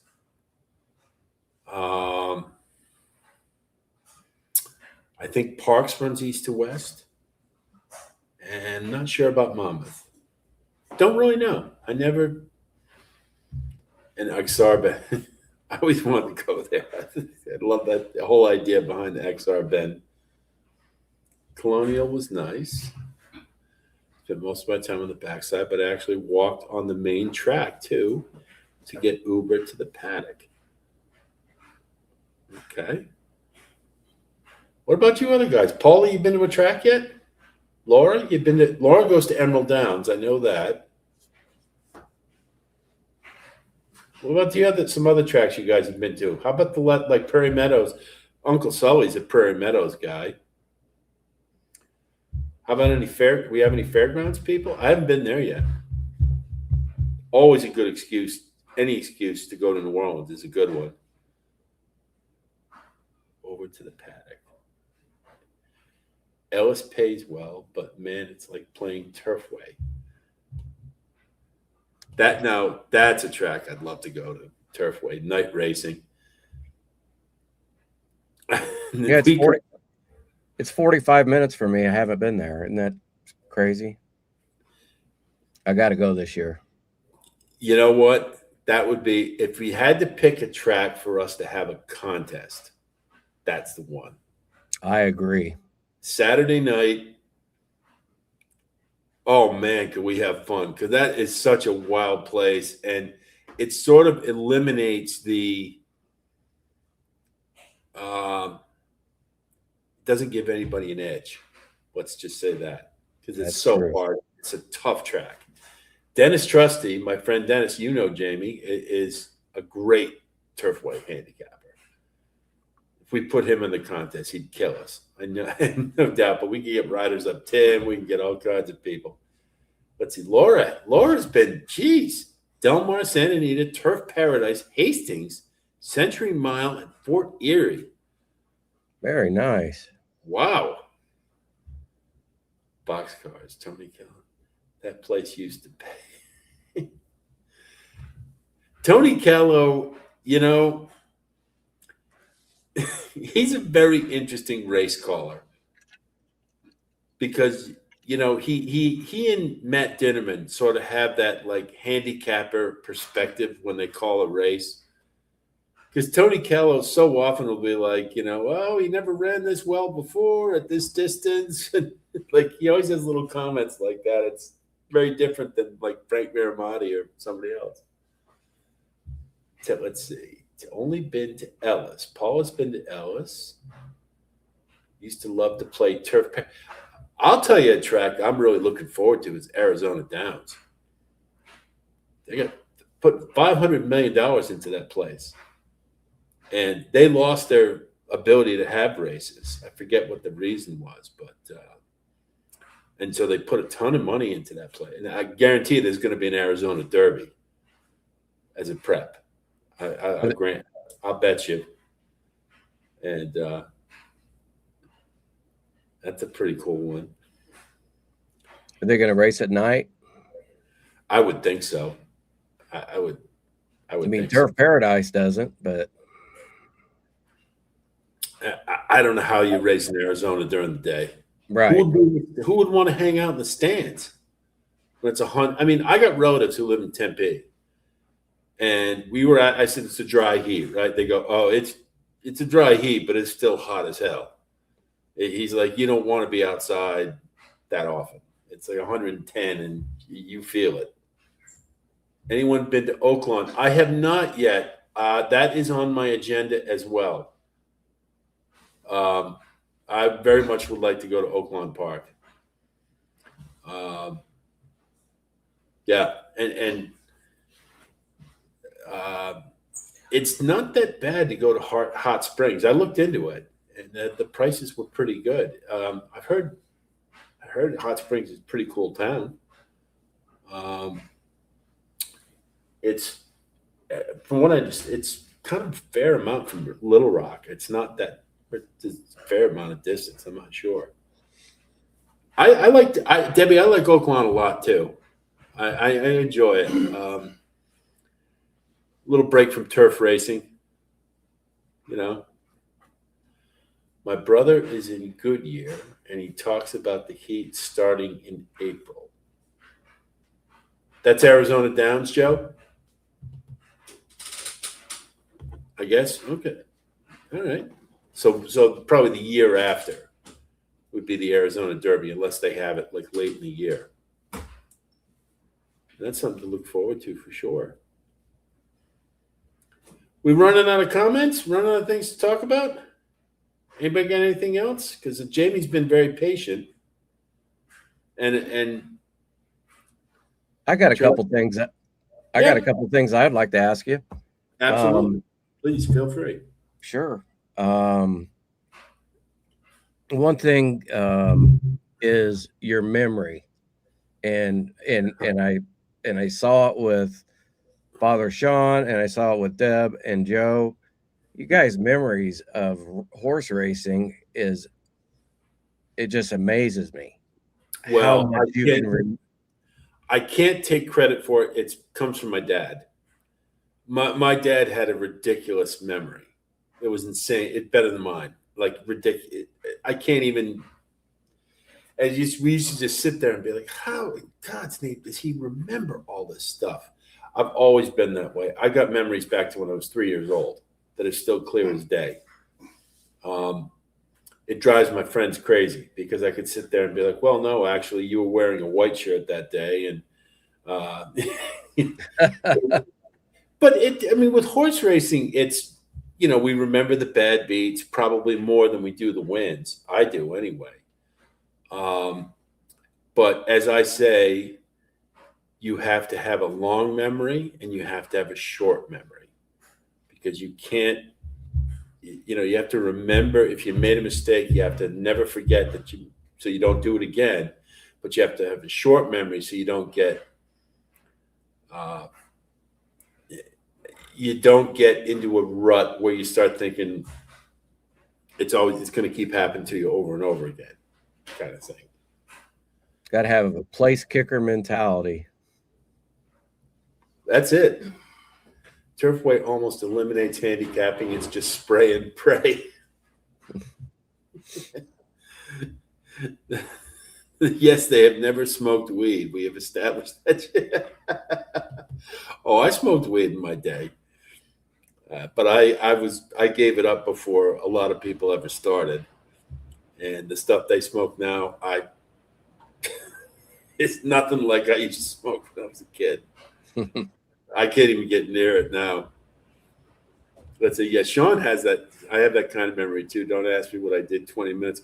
Yeah, I'm not good at 20 minutes ago, but I can tell you 5 years ago, or I can go back 20 years, and like I say, but there's, it's funny. I've watched a lot of races, and you guys certainly bring back memories for me. But I only have a few that I really like to really embedded in my mind. And like the Preakness with the Fleet Alex, I could just never forget that race because it was so amazing. Or Invasor, I think it was the Jockey Club, and you had to see it, how hard that horse checked, and he still rallied and won the race. It was amazing. Those are the type of things that like are very vivid. Like I could never get a Barbara winning the Derby was big for me. Let's see, Jeannie, my God, look at this. Aqueduct, Belmont, Saratoga, Hialeah. That's going back. It's still there, by the way. Calder, Gulfstream, Fairgrounds, Del Mar, Santa Anita, and I think Hollywood. Hollywood Park I loved. I never got to go to Hollywood. I wish I could have. Love to go to Keeneland, Churchill, maybe Kentucky Downs. If you had to pick one of those, Keeneland. Number one, without a doubt. Would you agree, Jamie? Majestic is the only way I can describe it. It's like an Ivy League institution. It's phenomenal. And I'm a Saratoga guy. Like I said, I've been going to Saratoga for years, and I never thought any track would be better. And Keeneland is. They are not lying when they tell you that. Let's see what Laura says here. Listening to you guys talk, sometimes I'm very amazed at the horses and races you remember. Oh, it's not. You're going to have memories like that, Laura. It's just a matter of being around it for a while. That's all it is. When you have your first significant Kentucky Derby winner, you're never going to forget that. Like Barbaro was the one for me, and I told you guys a story about that. I had played the Derby for years before, but I really didn't know what I was doing. I mean, I got a little better, but by the time I hit 2006, I knew what I was doing, and so many people were on Sweet Northern saying, "I cannot tell you," and I said, "No, it's Barbaro," and that's when I knew I had something, because I was like, when I picked that one, you have that watershed moment where you go, "I know how to do this." That was it for me, and you're going to have that. I promise you. It's a knowledge base. That's right. Sure. A lot of your best handicapping coups, without a doubt, are going to come from bad beats you had before that you don't make again. Or playing Turfway. I'll give you an example. Now, I did a post on this a long time, like 2 or 3 years ago, called Handicapping a Long Shot. It's still there. It's in if you want the channel, you're going to go way back to find it. But Turfway, I got a horse at 24-1. And it was Andy Byer's book, Laura, Picking Winners, that gave it to me. Is he had that running line, and I've talked about this before. When you see a horse coming off a layoff, and the first fraction, they're in the lead, they break really sharp out of the gate, and then they fall off a cliff. You bet him back the next time, because that's a horse who's really keen to run, and he's fit. If they put him in the right place, Turfway, I saw that, and I had not handicapped the card beforehand. We were doing it on Trust the Profits. Bang! And I hit 7 out of 9 that night, which it's not easy to do at Turfway. But that was, that's, again, your knowledge accruing over time. And in that case, it happened to be something I had read, put it into practice. I've hit tons of long shots with that angle. If I ever meet Andy Byer, I'm going to be like, that is the best angle. And nobody ever sees it. And,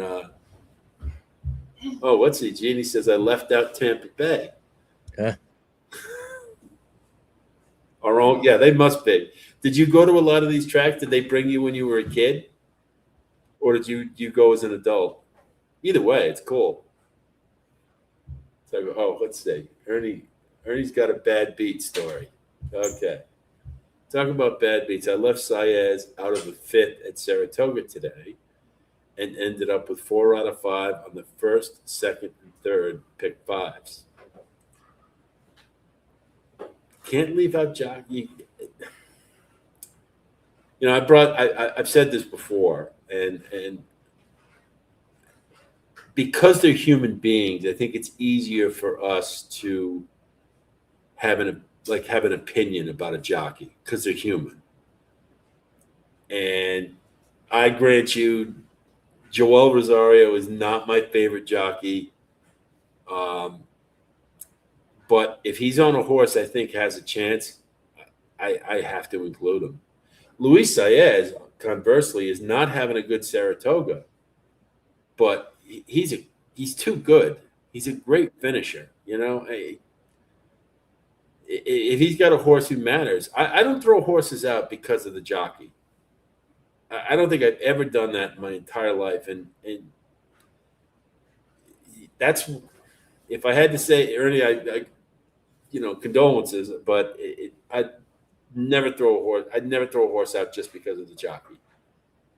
I might downgrade them, but I wouldn't throw them out. Can't do that. Let's see. I feel like I have improved on pattern recognition. Good. You will. The longer you do this, you will see these things. I'll tell you something else to think about that I don't know if I've ever brought up before. I think it's sort of indirectly. But when you look at a race, we go through each horse individually, and then you watch my posts and I give you the race shape and all that. But a really good thing to do is after, if you have a race that's tough, that you're having trouble coming up with making a decision on a horse, a good little thing to do sometimes is just step back and just look at the whole race. And when you do that, look at each horse, not poring over the little details. Look at them globally. Just go back and look at it. And I'll tell you, sometimes, especially at a track like Turfway, you can find it. I've done that a couple of times. I got like an 8 or 9 to 1 horse because I just stepped back, looked at it, and said, "Oh, there it is." It was right under my nose the whole time. It was putting it all together, just looking at it globally, and the answer was there. Little thing to think about. Let's see. You can also see when there is a pattern, but one horse doesn't fit. Those are good to watch out for. Sure. Yeah, absolutely. What about a jockey change? Would you throw him out if a good jock gets off to ride another? It's subjective. To me, and it's an excellent indicator if I don't want to pick at any jockey in particular, but all of a sudden they go to Flavian Pratt. Probably a pretty good reason for it. However, one thing to be very careful of in claiming races, maiden claimings or claimers. A lot of times, and I've brought this up before, if you see a Bill Mott horse, well, not Bill Mott, call it Todd Pletcher, because he uses a lot of different jockeys other than. If you see one of those big time trainers put a horse in a claiming race, and he puts an A-list jockey on him, don't get excited. Because what he's doing is dressing the horse up. That's what it's called. They want that horse to be claimed. They want to get rid of him the worst way. So they figure if they put a top jockey on him, somebody's going to look and go, "Oh, well, this horse must be pretty good. Look, he's got Flavian Pratt on him." And Flavian Pratt's going to go, "Well, if I want to get good mounts from Chad Brown, I better ride this horse today." He's doing him a favor. And he's like, "I'll make it up to you. Ride this horse." Sometimes they win. but it is an indicator. A lot of times you don't like the form of a horse, but you're thinking, well, Chad Brown trains him and he's got Flavian Pratt aboard, but you don't like the form and it's a claiming race. He wants to get rid of him. Absolutely wants to get rid of him. So the long-winded answer, Laura, is a jockey change to upgrade to a really good jockey. Obviously, usually means really good intent, except in claiming races, then you got to be careful. Would you throw him out if a good jockey gets off to ride another horse? Sometimes. Why is Flavian Pratt ride a horse 6 mounts and then all of a sudden he's off of him? He's on to somebody else. Probably a pretty good sign. Yeah, when a jockey normally rides a horse and then all of a sudden is mysteriously off of him for a big race, you got to play jockey roulette a little bit. Sometimes it can govern your decision, but you got to be careful. It's still the overall and it's still the horse. But the circumstances, yeah. That was one of the hardest things to figure out with Commandment. They played jockey roulette with him, and yeah. And I'll tell you why they did. And I honestly think the longer the 3-year-old season goes, the more it becomes apparent why. He's a good horse, but he hasn't won since the Florida Derby. All right. Now, I didn't like him for the Kentucky Derby. He had problems. Yes, he did, but he didn't look like he could finish. The Belmont, he ran better, but did he win? No. He's not a 1.25 mile horse. He really isn't. He's a really nice horse, and he ran a nice Jim Dandy, got beat by a better horse. He's a good, serviceable horse, but this is when you start finding out that maybe he's not so good after all. He's serviceable.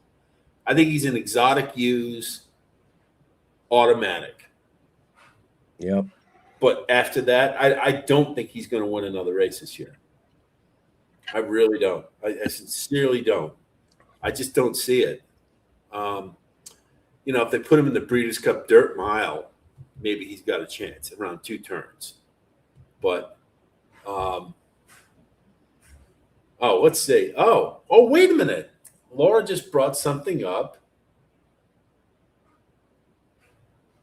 You hear it all the. Jeannie's. I'm just looking through the comments here. Saratoga was vacation gambling, whatever that means. Oh, I see. Okay. I know Ernie has a lot of jockeys he plays. Walter Rodriguez at Turfway. You're right, Sean. Jamie, you had something to say about the Manitoba Derby tomorrow. We forgot about that. What do you got? Oh, I was going to actually suggest that we do a team bet for that because it is a mandatory payout on the pick 5. It's pretty short notice, but and I have to say, for me, it is too short notice because I'm already on to tomorrow. If I don't even know if the PPs are out yet, but I will probably already be on to next weekend, and I will not have time to look at the races Saturday. And I work at night, so I won't be able to do it. But we're definitely going to do this. I'd really like this contest I do, or this community. Anything we do community, I like. So, how is Tiz? Well, I mean, anyway, there is tomorrow is a mandatory payout of the pick 5 at Assiniboia, and they also have the $50,000 $1 pick 4 guaranteed, but on Manitoba Derby night, that one gets way up there too. So those are two pretty good wagers that you might want to take a look at tomorrow night. Oh, Father Sean says the PPs are out for the Whitney. Yeah, I'll be deep into that tomorrow. Tomorrow morning before I go to work, I'll probably have something out for the Whitney, like tomorrow early afternoon. Let's see. Jimmy says, after this weekend, my new handicapping system officially will be ask my bartender. Well, why is that? What did he give you? I mean, I would only ask him about, you know, 2012. I'll have another. I would have won the Derby. How is Tistastic in the Whitney? Well, if he's in the Whitney, my thought would be just not looking at the PPs. I would say what I recall about Tistastic, I don't think he's changed a whole lot. I think he's more of a one pace kind of horse. The race can't be long enough. So Whitney being a mile and an eighth, I don't know. But I gotta look at it. Let's see. Oh, Gethsemane is running tomorrow.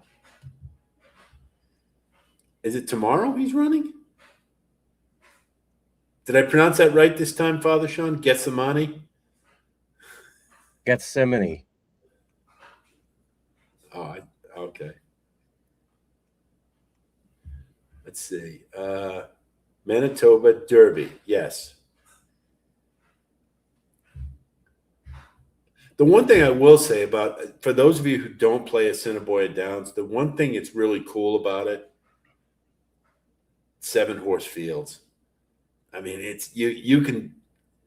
When we used to do what's that contest thing that Bremont is a part of that we used to do. Damn it, what's it called? Remember we used to do a Assiniboia Downs. We all played the team or the racing contest. I What think was the that was name? before I followed. Okay, because it was like, what the hell is it called? Race duel and Stable duel. stable duel. That's it. Yep. Yeah. Yeah, and that was the coolest thing. Like I could literally show up Monday, 7 o'clock, take out the form, handicap the whole card in like an hour and a half because the races were only 7 horses, and make my stable picks. So if it won't require a whole lot of time if you guys want to look at that card and do it. And even the Derby will probably be maybe 8, 9 horses tops, I would say. But it's a bull ring track. I mean, it's just one of those. It's a fun, and the race caller is hysterical. It's a sizzler, guys. Nickety split. That's right.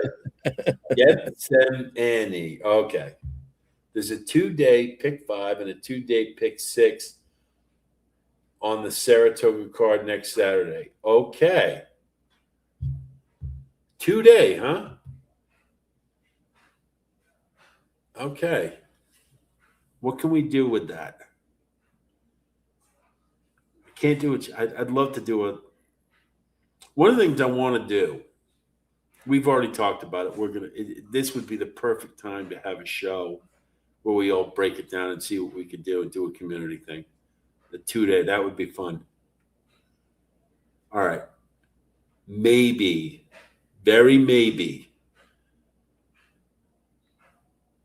like Thursday night, maybe we can do a live feed and talk about this. It's a very big maybe, no promises at all. A lot of things, all the stars have to line up right for me in order to be available to do it. But it's a thought. We are definitely going to do something like this. But yeah, that's more work for me. Thanks, Ernie. Now I have to do 2 days. Let's see. Fernando de la Cruz at Turfway. I like Fernando de la Cruz as a jockey. Let's see. Not tomorrow's card, Alex. Bigger fields, but only 7 races. So yeah, that's the other part of it. There's only 7 races. Yeah. Let's see. The 2-day pick 5 and 6 is Friday and Saturday. One of them is all turf. Cool. I like that.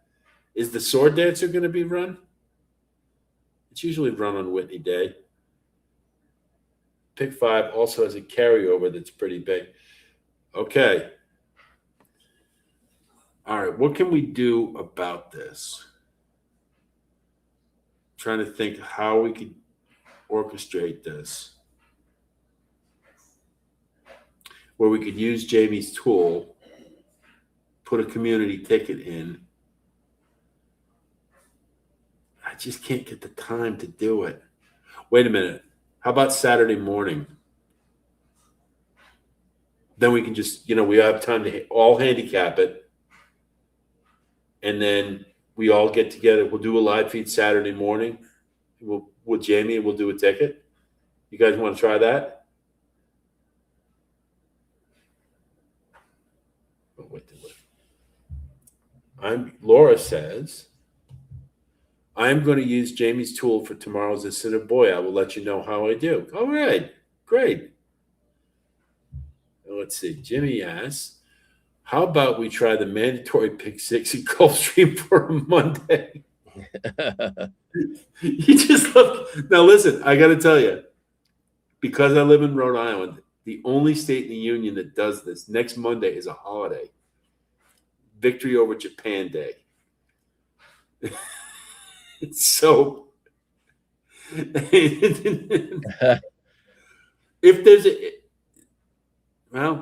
if next Monday, if there was something, then we could do a live like all day. I'll play the card with you guys all day. I don't care. 476,000 carryover at a Assiniboia on the pick 5.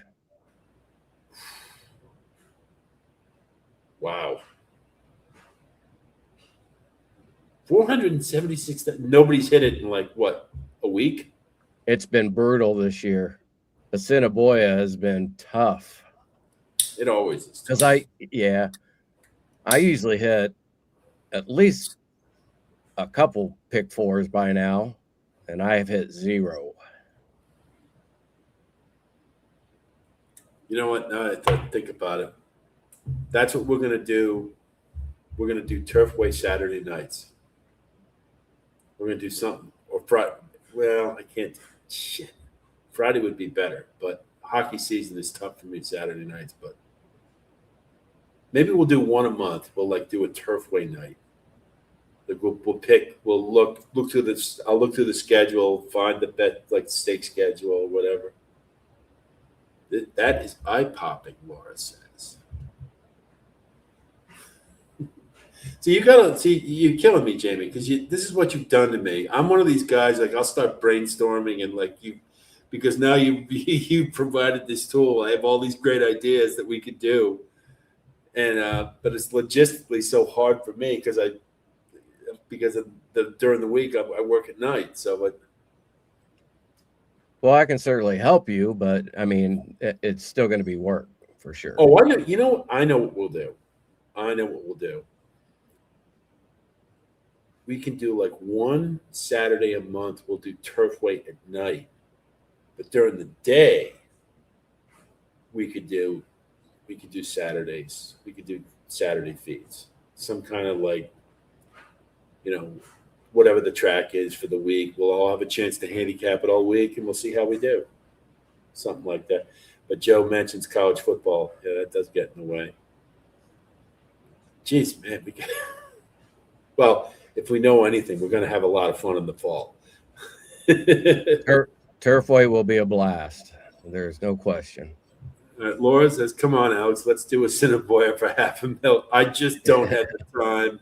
Laura, I'd love to. I would, but then I can't watch the races because I'll be at work. And I can't. But anyway. Well, I think we've beaten the horse to death at this point. Again, Jamie, thank you very much for coming aboard. I hope this was good for you. I think it's good for all of us. Absolutely. And make sure you guys who go on X, check him out. I repost a lot of his stuff. I'm wire_right. But if you can filter on X what your subject matter is. So if you put horse racing, chances are you're going to see a lot of Jamie stuff. You will see it. And then just follow him. Once you follow him, what's your handle? At jworm61. There you go. Okay. It's on the website as well. jwormracing.com. Okay, well, Ernie, I will post for the 2 days. I will definitely do that. That's intriguing to me, very intriguing. And if I can swing it, big if Thursday night we may have a feed where we can craft our tickets, and I'll get Jamie on if you can, if you're available, and we'll do a community ticket if I can get it, if I can get the time to do it. That's always the issue with me. So, but anyway, you guys know this week we're going to hit Saratoga heavy. As you can see, now I have to handicap Friday's races as well for posts. So there'll be plenty of content. We'll do the weekly cards will be available right at thewire.com, and so we'll be plenty of content will be out there for sure. Anything, Janie? Anything you want to add? Anything? Tell the folks. Give them all your bio info again about where they can find you, X, all that stuff. Okay, at jworm61 and jwormracing.com. Excuse me, .com. Okay, very good. You can find all the tools at jwormracing.com that I showed you this evening. Well, I think again, I know for a fact I got a lot out of this, and I hope you guys did too. You will not be a stranger. We'll have Jamie back for sure, and when we start getting closer to the Breeders' Cup, and we can get some select events. We have some big tickets. Or big races. We can, we get an all stakes, pick 5 or pick 6. We'll go for it. We'll do it. So we'll have you back for that. But anyway, guys, I'm going to wrap it here. I want to thank all of you for coming as always. And this is really turning into a really nice family. And that's what I wanted when I started this. So I have you all to thank. And this was just another great episode. Next week, I think I'm going to ask Carson to come on. She's a photographer par excellence. A lot of you, if you're on X, you see her all the time. And she used to be on Trust the Prophet. She's an absolute doll. And you'll get a very different perspective on horse racing, a lot of backstretch stuff from her. So likely she'll be on with us next week. So anyway, that's it from here. I'll talk to you soon. And until then, be well. Thanks, everybody.